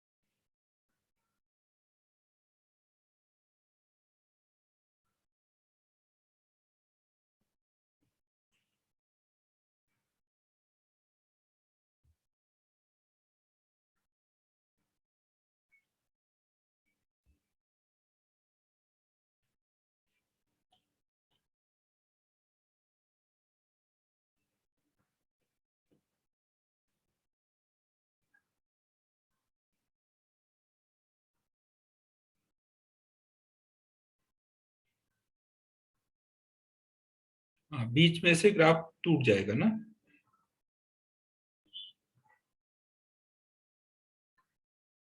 पहले हम लोग अगर वेलोसिटी और टाइम का ग्राफ बनाए,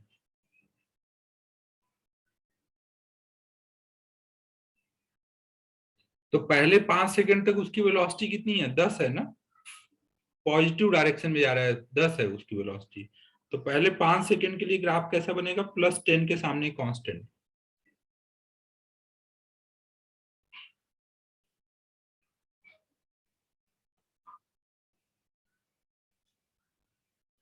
फिर अगले 5 सेकंड में क्या हो जाएगा, वेलोसिटी 4 है लेकिन अपोजिट में आ रहा है।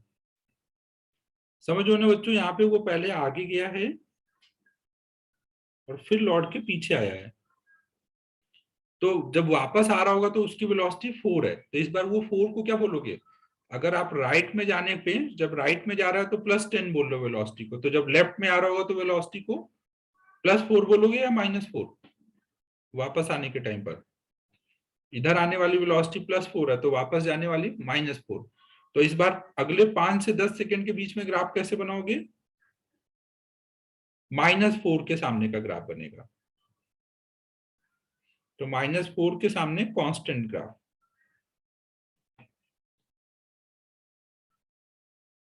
ये डॉटेड लाइन बस समझने के लिए, पॉइंट मिलाने के लिए कि ये 5 के ऊपर से शुरू हुआ है, 10 के ऊपर तक ग्राफ बना है।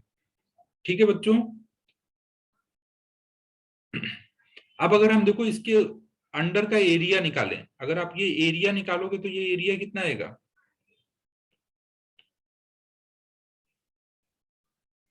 10 और 5 मल्टीप्लाई करोगे तो 50। ये एरिया निकालोगे तो कितना आएगा, ये साइड 4 है और ये 5 है, तो 5 × 4 20। अब देखो यहां पर ये अगर 10 की स्पीड से गया है तो 5 सेकेंड में आगे कितना गया होगा, 50 है, ये वाला पार्ट 50 है। और पीछे कितना आया है, फिर वो 4 की स्पीड से अगर 5 सेकेंड तक पीछे आएगा तो पीछे कितना आया है, 20। ठीक है बच्चों। तो यहां पर अगर हम आगे जाने वाला जो ग्राफ होगा वो टाइम एक्सिस के ऊपर दिख रहा है, जो डिस्प्लेसमेंट है, नहीं ये वाला एरिया जो टाइम एक्सिस के ऊपर है वो वाला आगे जाने वाला पार्ट बता रहा है और ये वाला पीछे जाने वाला। तो हम इस एरिया को साइन देते हैं, टाइम एक्सिस के ऊपर वाला जो एरिया होता है उसको प्लस में बोलते हैं और टाइम एक्सिस के नीचे के एरिया को माइनस में, ताकि ये हम डिफ्रेंशिएट कर पाए कि ये पीछे जाने वाला एरिया है और ये आगे बढ़ने वाला एरिया था। आप ऐसे भी बोल सकते हो कि ये साइड -4 है ना, ये -4 है और ये +5 है, -4 × 5 ये माइनस में आएगा, ये +10 है और ये +5 है, तो मल्टीप्लाई करके ये प्लस में आएगा। तो एरिया को यहाँ हम साइन के साथ ऐसे लिखते हैं। अब अगर area, total area with sign निकालो तो क्या मिलेगा आपको, अगर हमें डिस्प्लेसमेंट निकालना है और हम एरिया को विद साइन ऐड कर दें तो कितना मिल जाएगा, एरिया विद साइन ऐड किया है तो 30, डिस्प्लेसमेंट मिल गया ना, 30 आना भी चाहिए था डिस्प्लेसमेंट। आगे को वो 50 गया, फिर पीछे को 20 लौटा, तो अभी कितना आगे गया हुआ है इधर को, 30। और अगर हम एरिया को बिना साइन के ऐड करें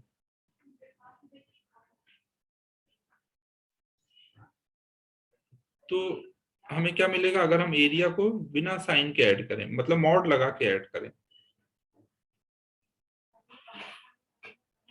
तो वो हमें क्या देगा,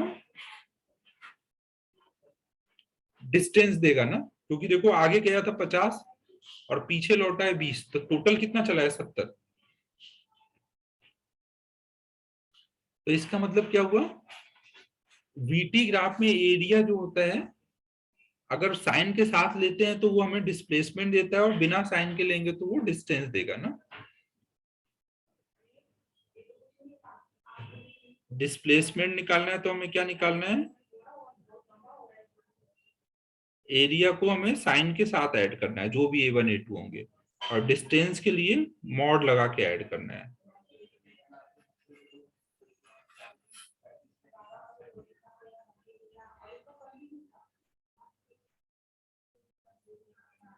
समझ आया बच्चों।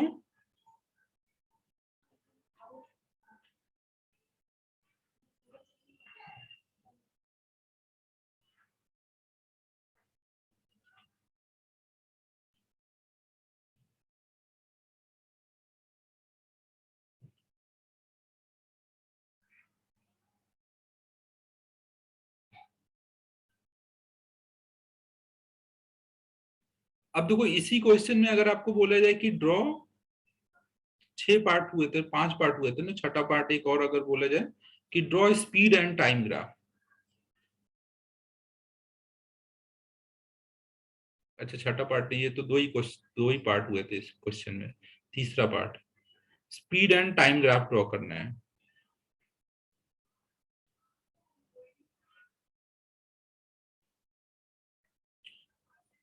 आगे को 10 से गया है, लौटा 5 से है, तो हमें speed and time graph draw करना है इसका।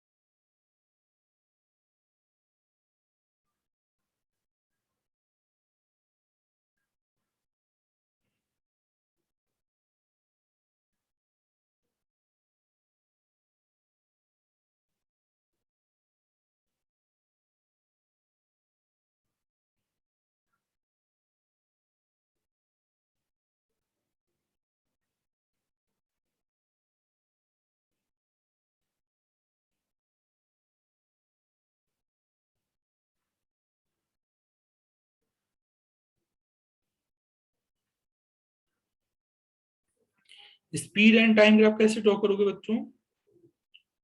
स्पीड मतलब क्या होगा, आपको स्पीड हमेशा प्लस में होता है ना, वो माइनस में नहीं होता। स्पीड में डायरेक्शन नहीं होता ना, केवल मैग्नीट्यूड ऑफ वेलोसिटी जो होगा वही स्पीड होगा। तो स्पीड टाइम ग्राफ ड्रॉ करना होगा तो आपको क्या करना पड़ेगा, जो भी वेलोसिटी टाइम ग्राफ का नेगेटिव पार्ट है उसका भी मिरर इमेज ले लोगे, इस पार्ट का भी मिरर इमेज ले लोगे। जो प्लस में है वो तो एज इट इज रहेगा, जो माइनस वाला पार्ट है उसका मिरर इमेज ले लोगे, क्योंकि वेलोसिटी नेगेटिव हो सकती है, स्पीड नेगेटिव नहीं हो सकता। समझ आ रहा है बच्चों मैं क्या बोल रहा हूँ? अगर आपने कोई भी जगह वेलोसिटी और टाइम ग्राफ ड्रॉ कर रखा है, अगर आपने already velocity and time graph draw कर रखा है, मान लो ग्राफ कुछ ऐसा कुछ भी बना हुआ है ना, आगे देखेंगे कुछ भी ऐसा ग्राफ बन सकता है, तो आपको जब स्पीड एंड टाइम ग्राफ बनाना रहेगा तो बस आप क्या करोगे,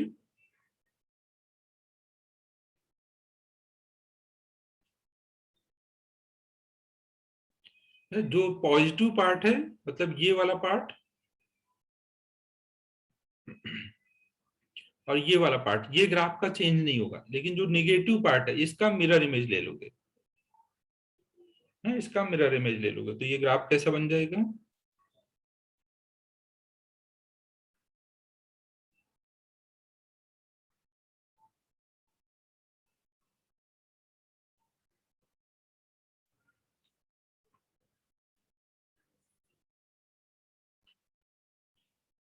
सिंपल सिचुएशन में तो हम सीधे भी सोच लेंगे, सिंपल सिचुएशन में तो आप सीधे भी सोच सकते हो, लेकिन कॉम्प्लेक्स सिचुएशन में आपको ऐसे ही करना रहेगा। तो आर्टिस्टिक व्यू तो मेरे अंदर कूट कूट के भरा हुआ है। तो अब हमें अगर वेलोसिटी एंड टाइम ग्राफ हमने ऑलरेडी बनाया था, +10 और -4,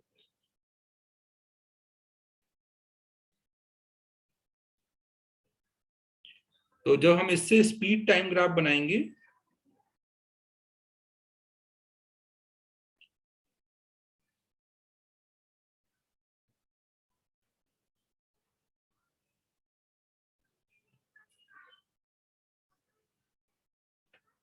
ऊपर से एरो हटा दिया है ना, अब ये स्पीड है, तो पहले 5 सेकंड के लिए 10 स्पीड थी और अगले 5 सेकंड के लिए स्पीड हो गई थी 4। स्पीड हमेशा प्लस में होगी ना, और ये आप बिना वेलोसिटी के भी ड्रॉ कर सकते हो, सीधे सोच के कि पहले 5 सेकंड में 10 स्पीड है, अगले 5 सेकंड में 4 है स्पीड।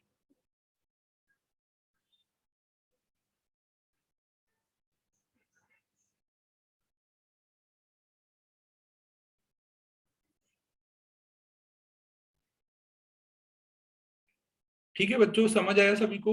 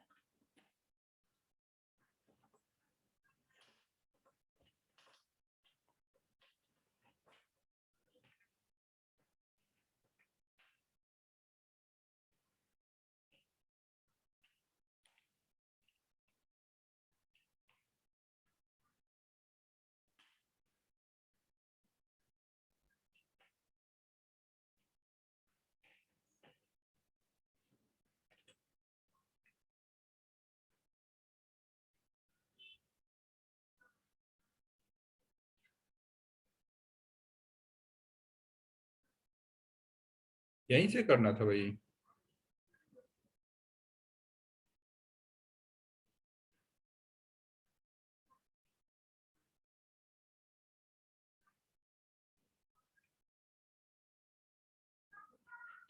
तो आज हम लोगों ने, अब देखो, जीरो एक्सीलरेशन वाला ग्राफ ड्रॉ कर लिया। कल हम लोग कांस्टेंट एक्सीलरेशन का ग्राफ स्टार्ट करेंगे, कल मतलब नेक्स्ट क्लास में। बस वही मेनली कांस्टेंट का हमें देखना है, वेरिएबल का तो अलग से कुछ नहीं देखना रहता।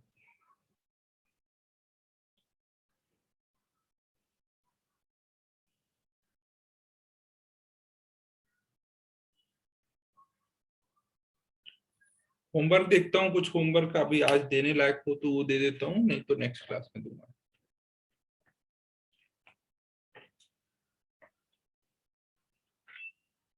हाँ तेजस, उसमें इक्वेशन लगा के करेंगे।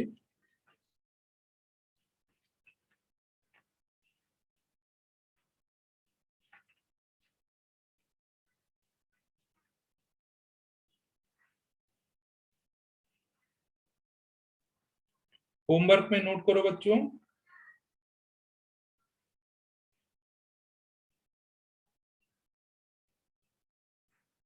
इलुस्ट्रेशन 25।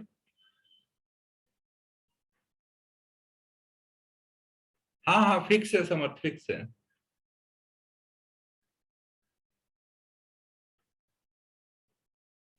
यार अभी तो कुछ ज्यादा होमवर्क दे ही नहीं पा रहा हूँ बच्चों, आज तो होमवर्क नहीं दे पा रहा हूँ कुछ, अभी थोड़ा और पढ़ाना पड़ेगा तब इससे होमवर्क दे पाऊंगा। तो आज रिवाइज कर लो अच्छे से।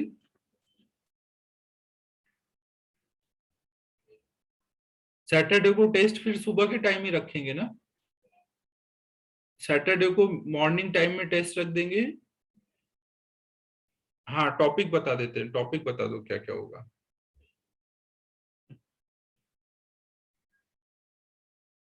TWT में 10 to 1 मत रखो, 9 to 12 रख लो, क्योंकि 1 बजे से क्लास होगी ना, 1 घंटा ब्रेक ले लेना। फिजिक्स में तो काइनेमेटिक्स रहेगा,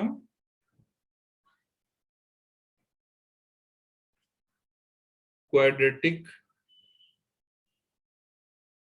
मैथ में क्वाड्रेटिक, और केमिस्ट्री में आइसोमेरिज्म। मोल का तो कई बार हुआ है, आइसोमेरिज्म का रखते हैं ना।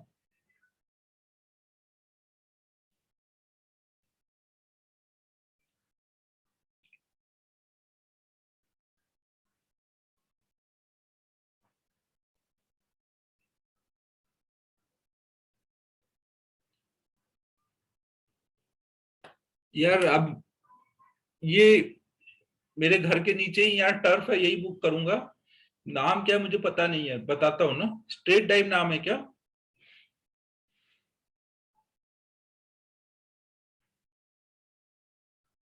ठीक है, तो उस तरह ही बुक कर दूंगा। तो नेक्स्ट क्लास में तक बुक करके टाइम वगैरह, टाइम सुबह का रखेंगे, 8 to 10 अपना जो रेगुलर क्लास का टाइम है, उसी पे ही खेलने का टाइम रहेगा।